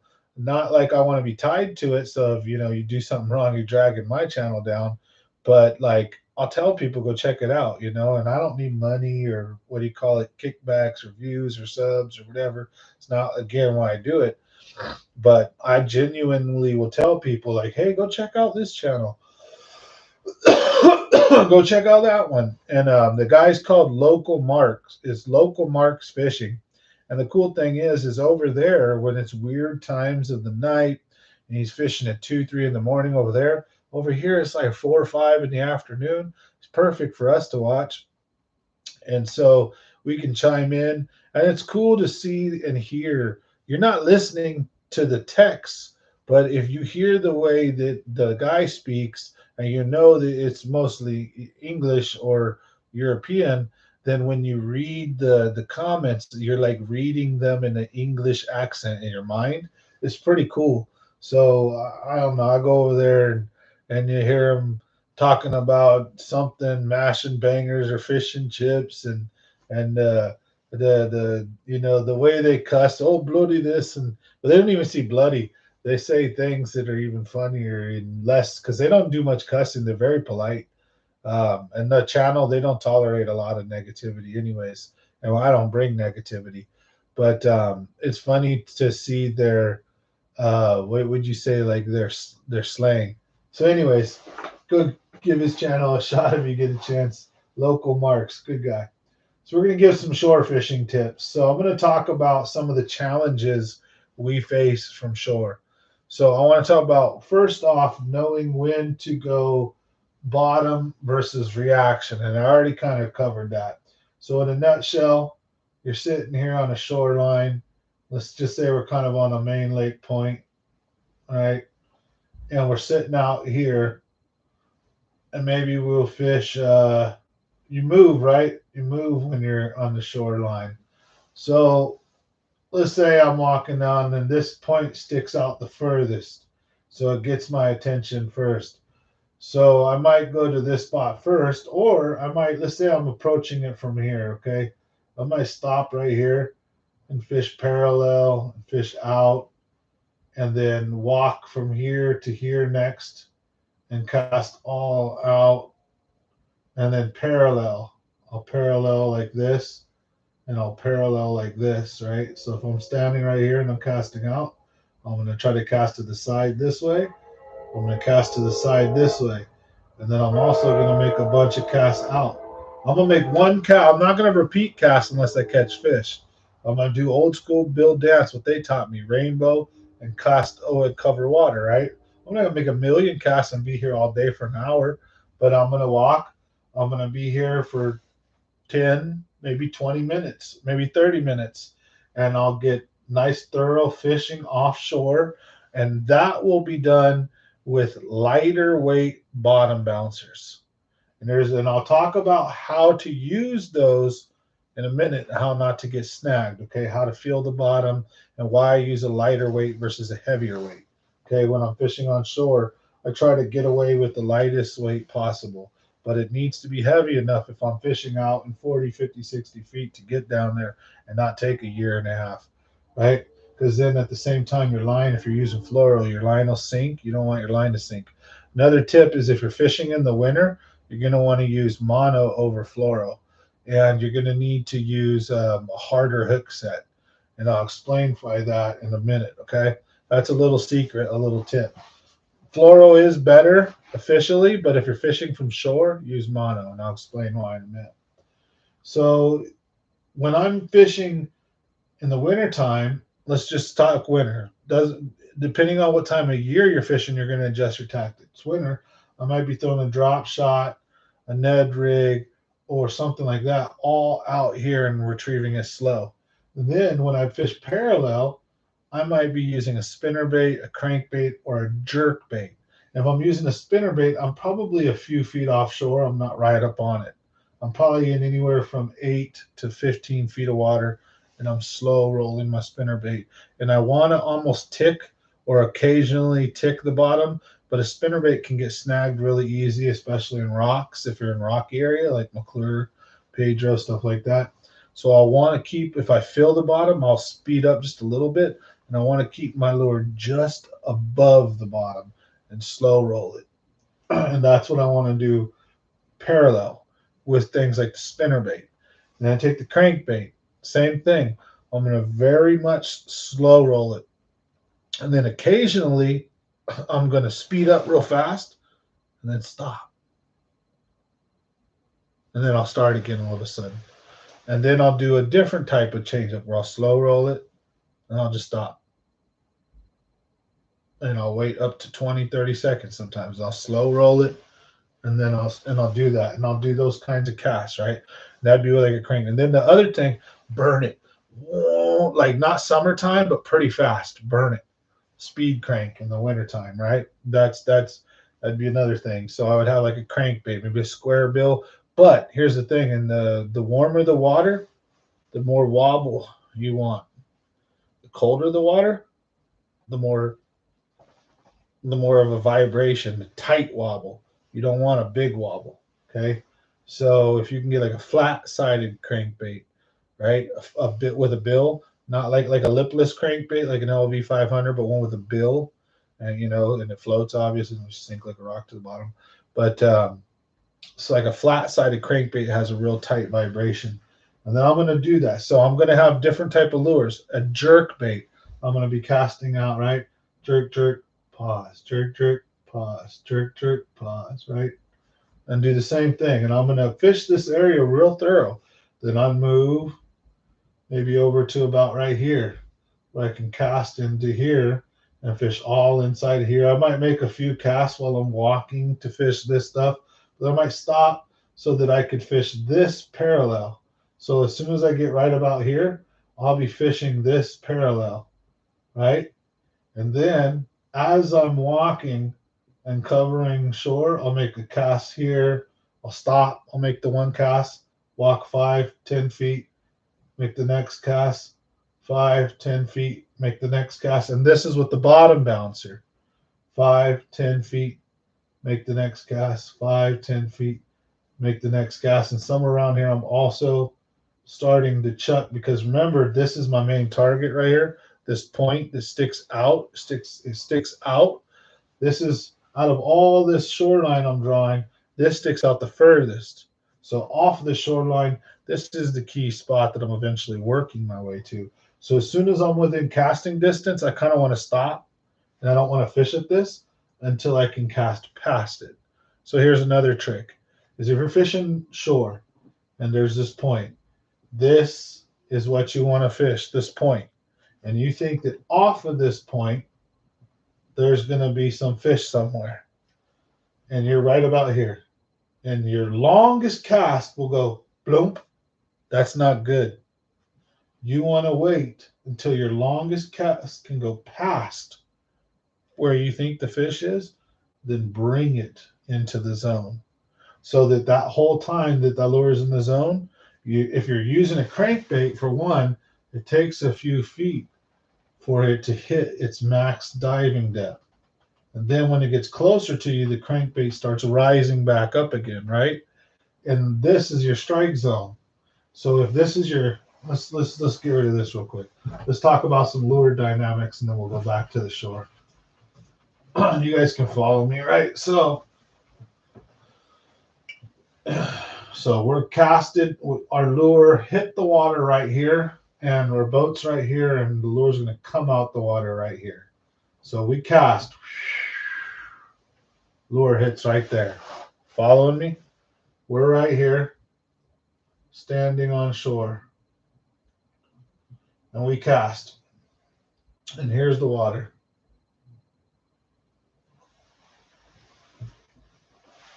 And we cast right here, and the lure starts to come down and then hits its running depth and then comes up and then starts to come up to us like this. So if the target depth is right here, we're missing this is what we're in the strike zone, right? So we're missing all of this, we're missing this, and we're missing this, right? So if you had a percentage, our lure is only in that zone that we wanted in for a portion of it. During this time, this is when we want to do the quick little jerks. We want to stop, go. We want to do some changes, right? So follow me back to now. We're on the shore again, right? So we're chilling. We're on the shore. And remember that juicy point. That's what we want to fish. But don't be a bonehead. Don't walk right up to the spot you think the fish are at. That don't make sense to you? Let me explain it. There's this big juicy point. And you think, and there's some boulders and all this, big old giant titty right there, right? Big old juicy point. And you're just eyeing it like you're going to, oh. And you're up here with your little poles and you're going to come down the mountain. And you think the fish are located off of this point somewhere, right? You don't know where, but they're probably right here. Don't come straight down to the freaking point and start fishing that shit. If there were any fish there, they ain't there now. Dumbass. Right? You just scared them off. Pardon my language. But you get it? Don't do that. It's like the dude that goes straight for the kill and busts in the first 2 minutes. Yeah, you may have came, but if your lady don't, she's gonna leave your ass eventually. So them fish are stacked. Let's just say, or King Kong is sitting somewhere on either this, the point's right here. Maybe due to wind, he's on this side of the point. So maybe he's sitting here. Maybe due to the current or she, whatever. Maybe the blah, blah, blah, she's right here. Or maybe she's right on the tip of it. We don't know. So somewhere off of this point, you think there's a big old fish, or that's your mind says should be some fish off of that, right? So that's why when you're casting, as soon as you get near this, settle down, stop casting at it if you're doing power fishing or reaction. Throw your deep lures as you're getting closer to it. Then before you get in spooking distance, but you're close enough, stop and cast past it. And then bring your lure through it. Right? And then you don't get any, or you get fish, or you don't. If you don't get fish, and as you move up, keep doing it. Cast past it. Cast past it. And then you get to here, and you're casting out here like this. Right? Then you get to here, and you're casting like this. and you're casting past that zone that those fish might be in, so that you have a little bit of time for your lure to pull into that zone and then time for it to pop back out, so that your lure is in that strike zone 100% of the time and not doing like this, where your crankbait you cast like this and your crankbait, let's just put it this way, got the water and there's fish literally right here like this.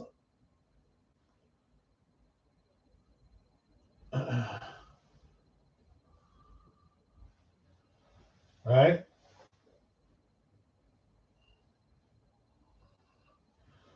And your boat's right here like this, or the shore is right here. You're standing on it and you cast and you land right above where those fish are at. Even if you're using a bottom bouncer, usually it's going to start falling in this way.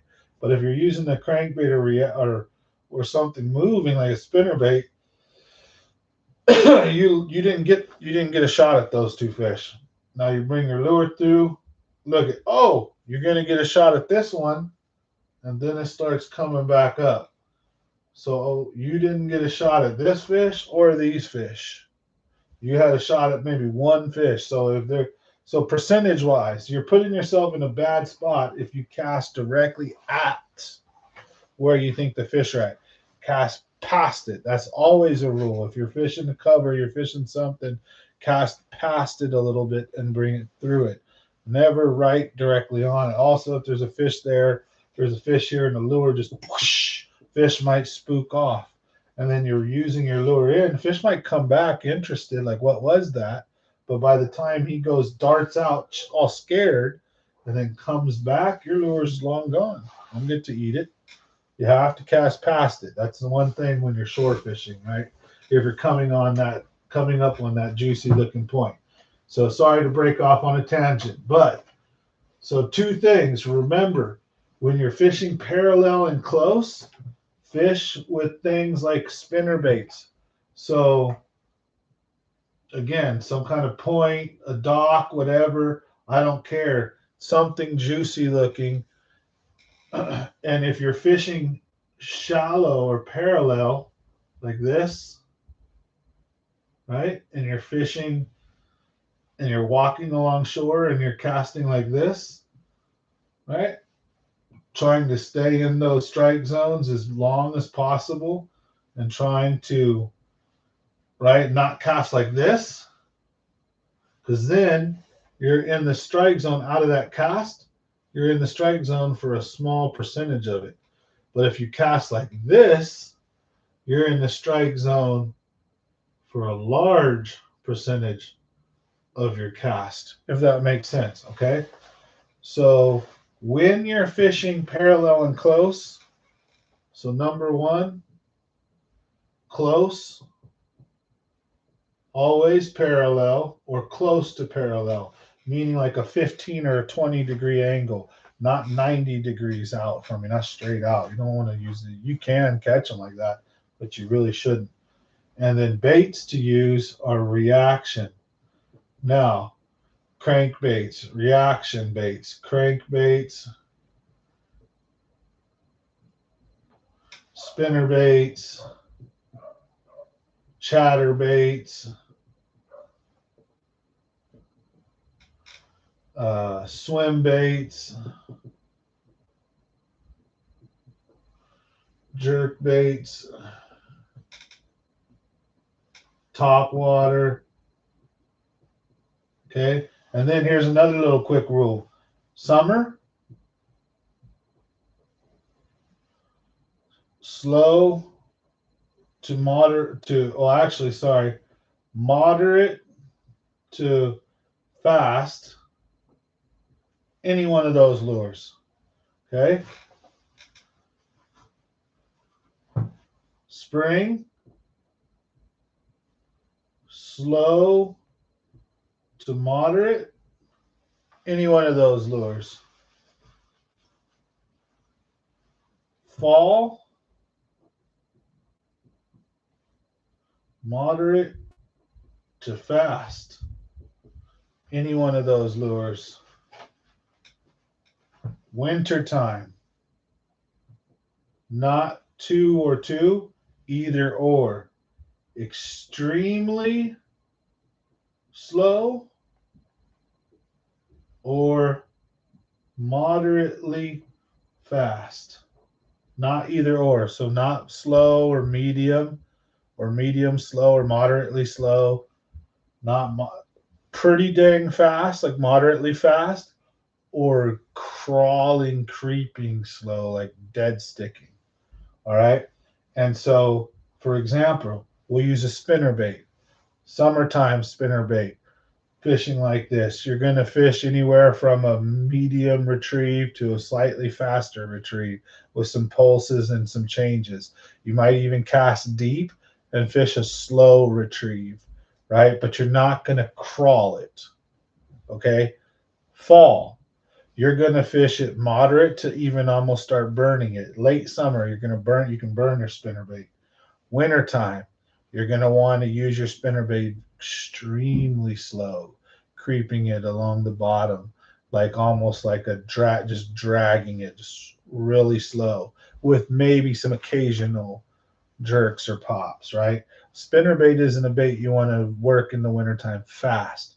Fast in the wintertime, where moderately fast or fast would be like an LV 500, a blade bait, or a jerk bait. But I tend to err on usually winter is going to be slower presentation. But you can use any one of these baits slow. So if you're fishing in the winter, you have your rods. Usually you're going to want a bottom bouncing slower bait contact, right? A jig, something like that. But if you're shore fishing, maybe even a drop shot, Ned rig. But doesn't you can also, like I said, while you're moving, you can parallel fish, and then when you stop, you can offshore fish, right? And when you're moving from spot to spot, you can stop and offshore fish so that you can catch anything that's offshore, bottom bouncing. And then as you're approaching and moving, you can also fish shallow, fish both, right? Because you never know. In the wintertime, I've got so many fish fishing shallow. But again, you're on shore, you got no choice. You're on a boat, you can't drive off and say, I'm gonna only fish this way. Sometimes you gotta settle for it. What if the whole shoreline's deep as shit? You're gonna be fishing in deep water. You gotta utilize what you got. If it's super steep, you might fall in, probably not fish that from shore. But if it's like rock wall steep or something and it's safe for you to fish it, but there's an immediate drop off, things like the float and fly, drop shot out deeper, right? If you're going to use a crankbait, it's got to be really close. If it's steep, you got to stay real tight and real close. I know this is a lot of advice, hard to remember at one shot, but trust me, this is all true, and in my experiences, it really paid off. You really, when you got a really steep drop off, fish aren't usually really far off of it. They're really close to it. Like if you're fishing a pillar, at a lake, the fish are really up on that pillar. If on the bottom, they might be swimming out around it. But if they're suspended, they're usually pretty dang close to it. They might move off if there's current and stuff like that. But usually they're smack dab right up against that solid structure. So anyways, top water is not so much of a winter bait, but we're talking shore fishing. It's winter right now, but I'm trying to give you shore fishing tips for all year round, summer, spring, fall. Just adjust your presentation based on what time of year it is. Remember, in the spring, a lot of the fish are going to be shallow and they're going to be starting to spawn. So you might want to drag slow, small things or medium things if you're trying to catch numbers and catch some fish. If you see fish and you're bed fishing, that's a whole different story. But if you're not, you can't see it, it's windy, a little bit of dirty, there's some ski boats driving around, the water's getting all dirty and cloudy from the waves smashing into the shore, you can't quite see, slow rolling a crankbait, slow rolling a spinnerbait will get some of these big mamas that are guarding beds to come up and take that lure out, especially if you're casting and you're in a spot and you're making all these casts, and let's say the male bit that and you caught it and you threw it back, or the male bit it a few times but you didn't catch it, eventually the female is going to step up and take it. So you can fish power fishing lures all year long. Just remember, keep the power fishing stuff up shallow, keep the bottom bouncing stuff out deeper in most of the year, right? Now, in the summertime, the top water and jerk baits will work offshore as well. All right, just remember, don't try to bottom bounce parallel. You're going to have a hard time of it. All right, now on to the, I think I beat a dead horse. Now let's move. Why would I use the lightest weight possible when shore fishing? Okay, we're going to show you one of the most important shore tips I got, and then I'm going to let you guys go tonight. Get off for the night. Hope you guys have a Merry Christmas and a Happy New Year.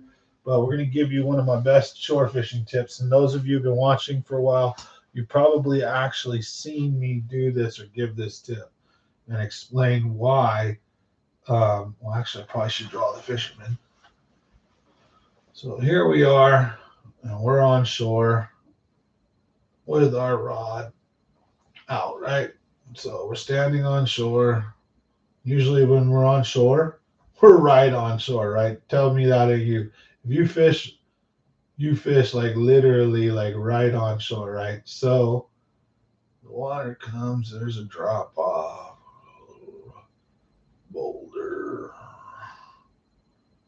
a little flat, a couple of rocks here, jagged rocks here, big drop off here with a boulder there. Now drop off with a boulder, with another boulder, kind of boulders next to each other, almost an overhanging boulder, and then the bottom, right?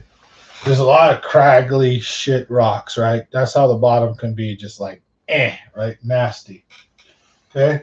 And then the water goes out. And of course, we're going to say we're fishing in the winter, so we bomb our lure out there. And then it sinks. Dope. Here's the thing. Tip number one. Fishing deep. You're fishing with fluoro.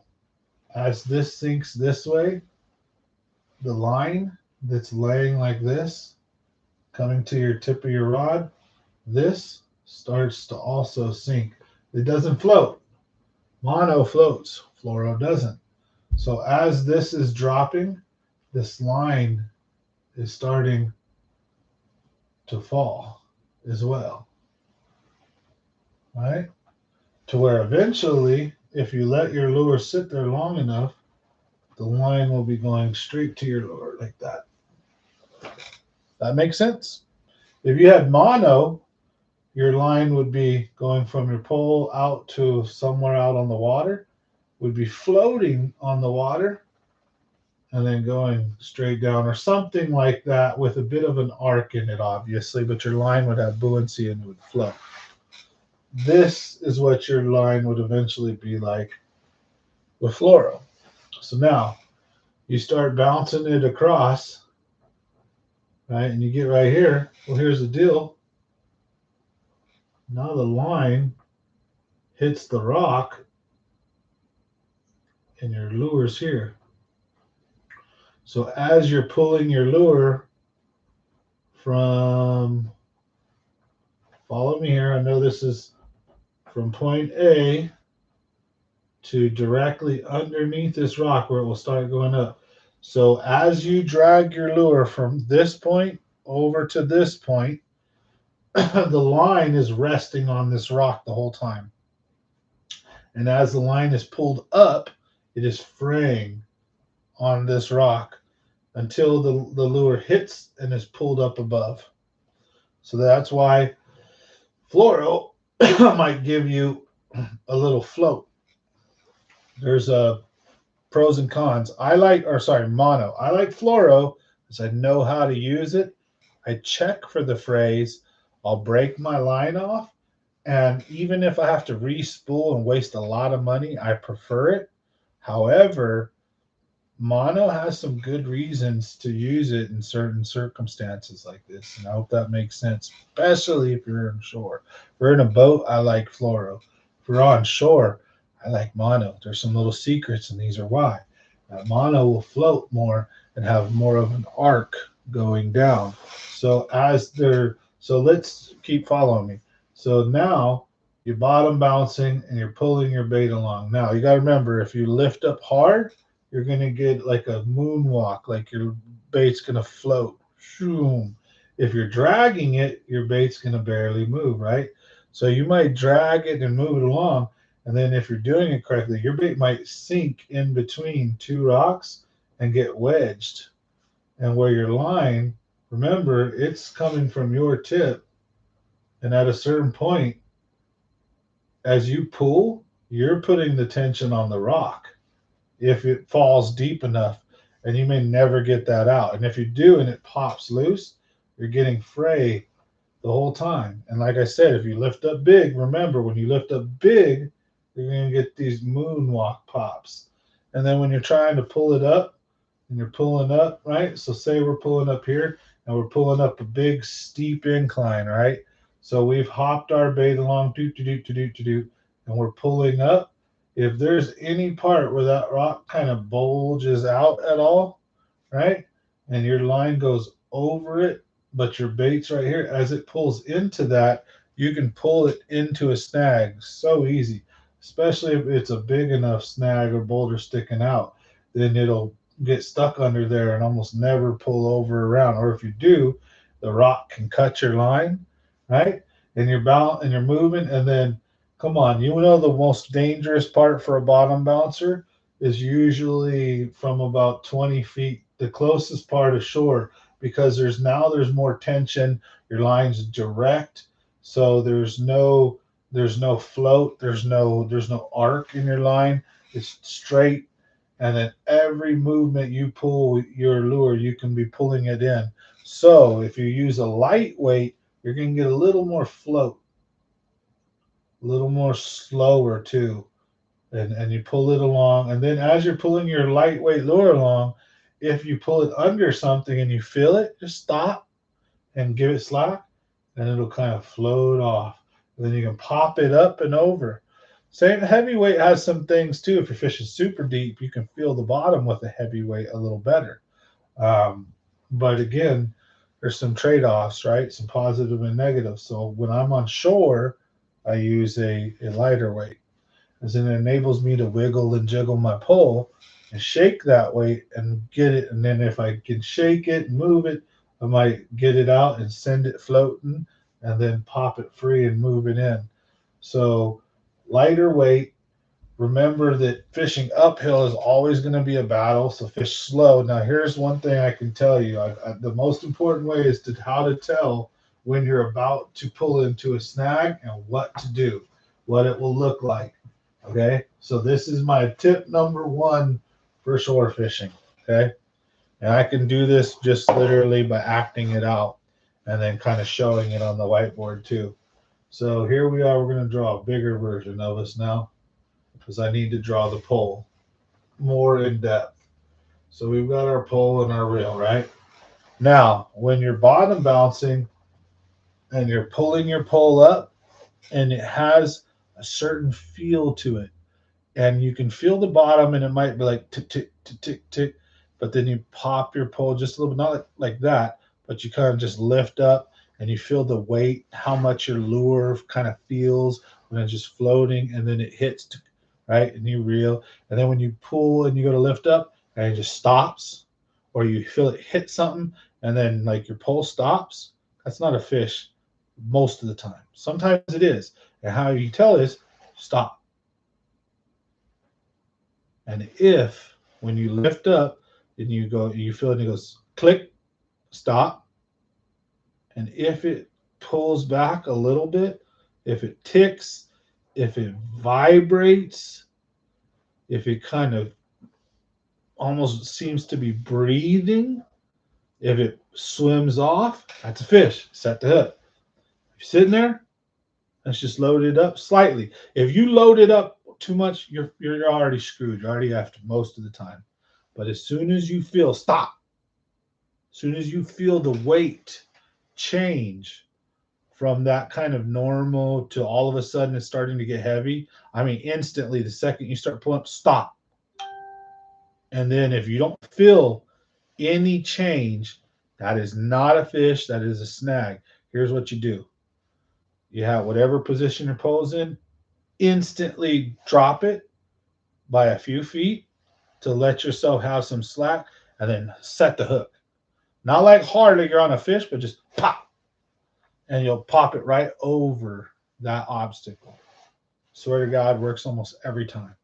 And then if you do get snagged, you gotta shake, wiggle, high, go left, right. But one of the tricks you can do is as soon as you did get, if you try to do that and you get snagged, stop real quick, let a little line out. And then what you're gonna do is, if you got spinning or bait caster, hold your rod in one hand and take your line right above the reel and pull it out. But you should have a little bit of slack in your line so that you can pull it about this far before your pole starts bending. And then you pull it out real like far like this, so your pole's almost like a bow and arrow, like you've pulled it and you've got tension, and then you let go, and it boing kind of snaps back. That, and then you set the hook. You as soon as it sets back, you pop again, and you'll pop your lure out. So that's literally the biggest information I could give you off the top of my head about shore fishing, is knowing when to throw, because you can catch bass all year long on power fishing lures. You just got to know that there's some power fishing lures dominate others. So don't necessarily throw a square bill in the winter. It works, but throw a flat sided crankbait.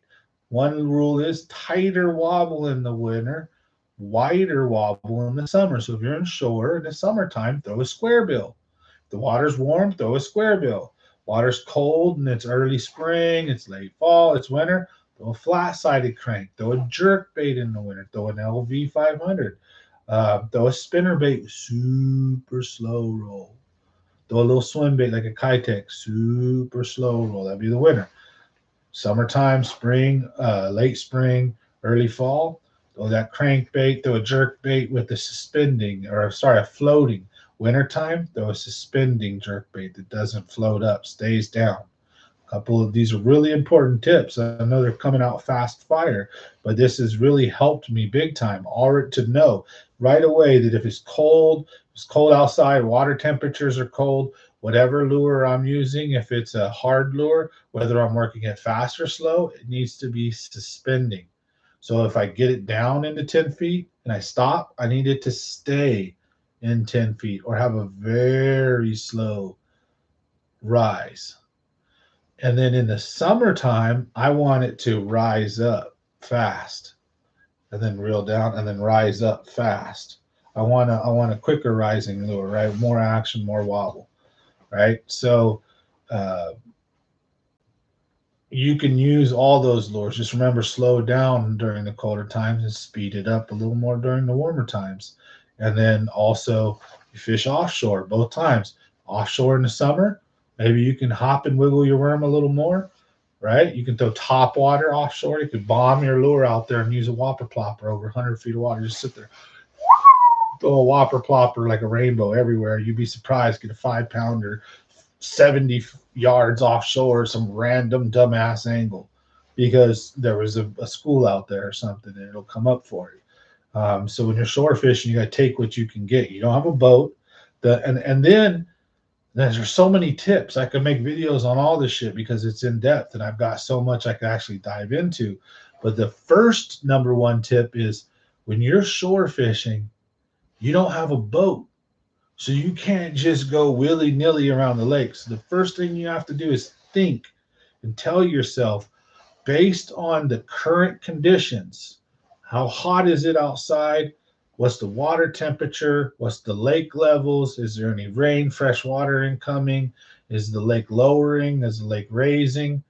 And use what knowledge you have, because you have to pick the best end of the lake to start on, because to efficiently fish from shore means to fish slow, regardless of summer, winter, or fall, because you can only cover so much water. And you could fish an area and think this area sucks, and the honey hole could be 10 feet, right around the next point. And when you're on shore, it might seem like forever, but that's just a little pee-wee portion of the lake you carried, you walked, right?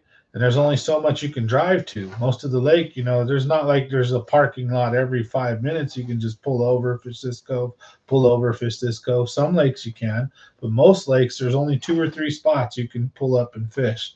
And if you want to fish, though, you have to walk big old long things.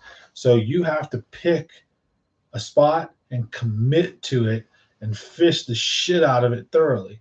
And then if you pick the wrong spot, you pick the wrong spot. Then the next time you go to a different spot.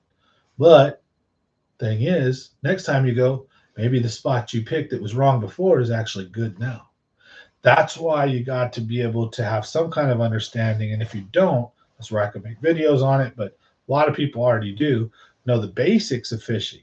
So okay, what time of year is it? Okay, it's this time of year. Are fish usually in the South Lake, Main Lake, North Lake? Are they upriver? Are they down by the dam? Like I said, is there a lot of water going out of the lake? Is it a current? Is it a river system lake like McClure has a dam, power generator? Is it a power generating lake where at the outlet of the lake there's a dam that's constantly letting water to generate electricity? If so, the south end of the lake will always hold good fish. There's always current. There's always movement down there. But certain times of the year, other parts of the lake could be awesome because there's water coming in, right? So you got to take all these factors. Is it warm? Is it cold? What's the water clarity? No, because you are limited, right? So being that you're limited, you have to have more tools and you have to think outside the box as far as if you're fishing from shore. If you're fishing in a boat, you can tell yourself, I'm going to throw nothing but a jig today and go around. And if this spot sucks, go to a different spot. Then you start whacking them with the jig. Then you put a jig pattern down. Next thing you know, you're just driving around the lake, just destroying them on a jig or a crankbait or whatever. And you can dedicate yourself to one lure. You can be on the shore and tell yourself, I'm going to throw the jig all day. And guess what? The jig could murder it that day. But that particular stretch of shoreline that you choose to start with, not really good jig territory. So you throw the jig all day and it sucks and you give it up. So then you pull out a different lure and you move to another spot where maybe the jig wood tore it up. Fishing is very complicated, which is why in one area, throw a bunch of different lures while you're on shore. Throw that reaction parallel, based on what time of year it is, fast or slow. And then throw that offshore stuff based on what time of year it is, fast or shore, slow, and then fish that area thoroughly. If it's not good, move on, right? But break down the area as best you can because you're not in a boat. And so fishing from shore needs to be done much more efficiently, which means you got to break the shit out of that spot. Down on a boat, you might come up to a spot, fish it, be like, I don't know, and then take off. But the guy on shore stuck there, maybe there's not a lot of fish there, but there could be a 10-pounder out swimming around all by itself, and you didn't scope it or see it, or even seen it on your live scope, or you seen it on your graph but didn't know what it was one fish, whatever. There's not a school here. There's not a lot. You go on your merry way, catch a bunch of 2 and 3s. But that Asian dude, right, or that whatever dude, it's usually an Asian guy, right, or whoever, who's sitting on the side of the shore patiently tossing crawdads out or throwing a jig and dragging it out or doing what I'm saying. He's fishing, and then boom, he pays off. He gets that monster bass that's there. That happens a lot. A lot of times shore guys can catch some really big fish. You just got to fish efficiently, right? And a lot of times, too, I've seen the shore guys kick the shit out of the dudes in the boat, outfish them big time, right? I've been the dude on shore that's outfished the dude in the boat, and I've been the dude in the boat that's been outfished by the dude on shore.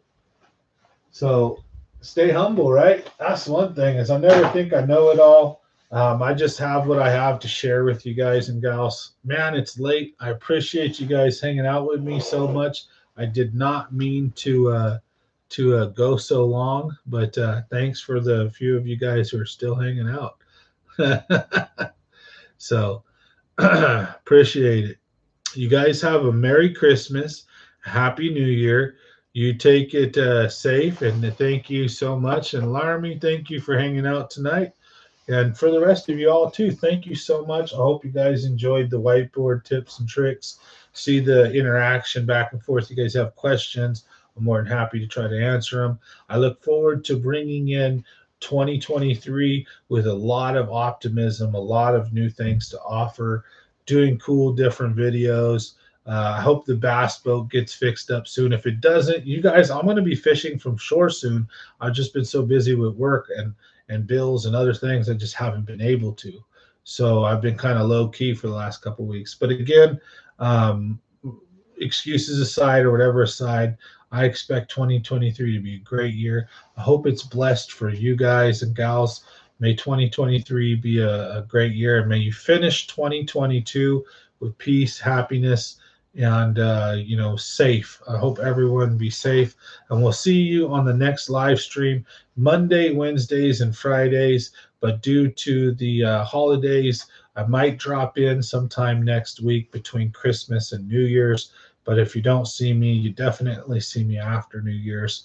We'll get. I have the video, but I know we have set the hook. I gotta write these back now. Set the hook was number 3 because he got ram ranched. So,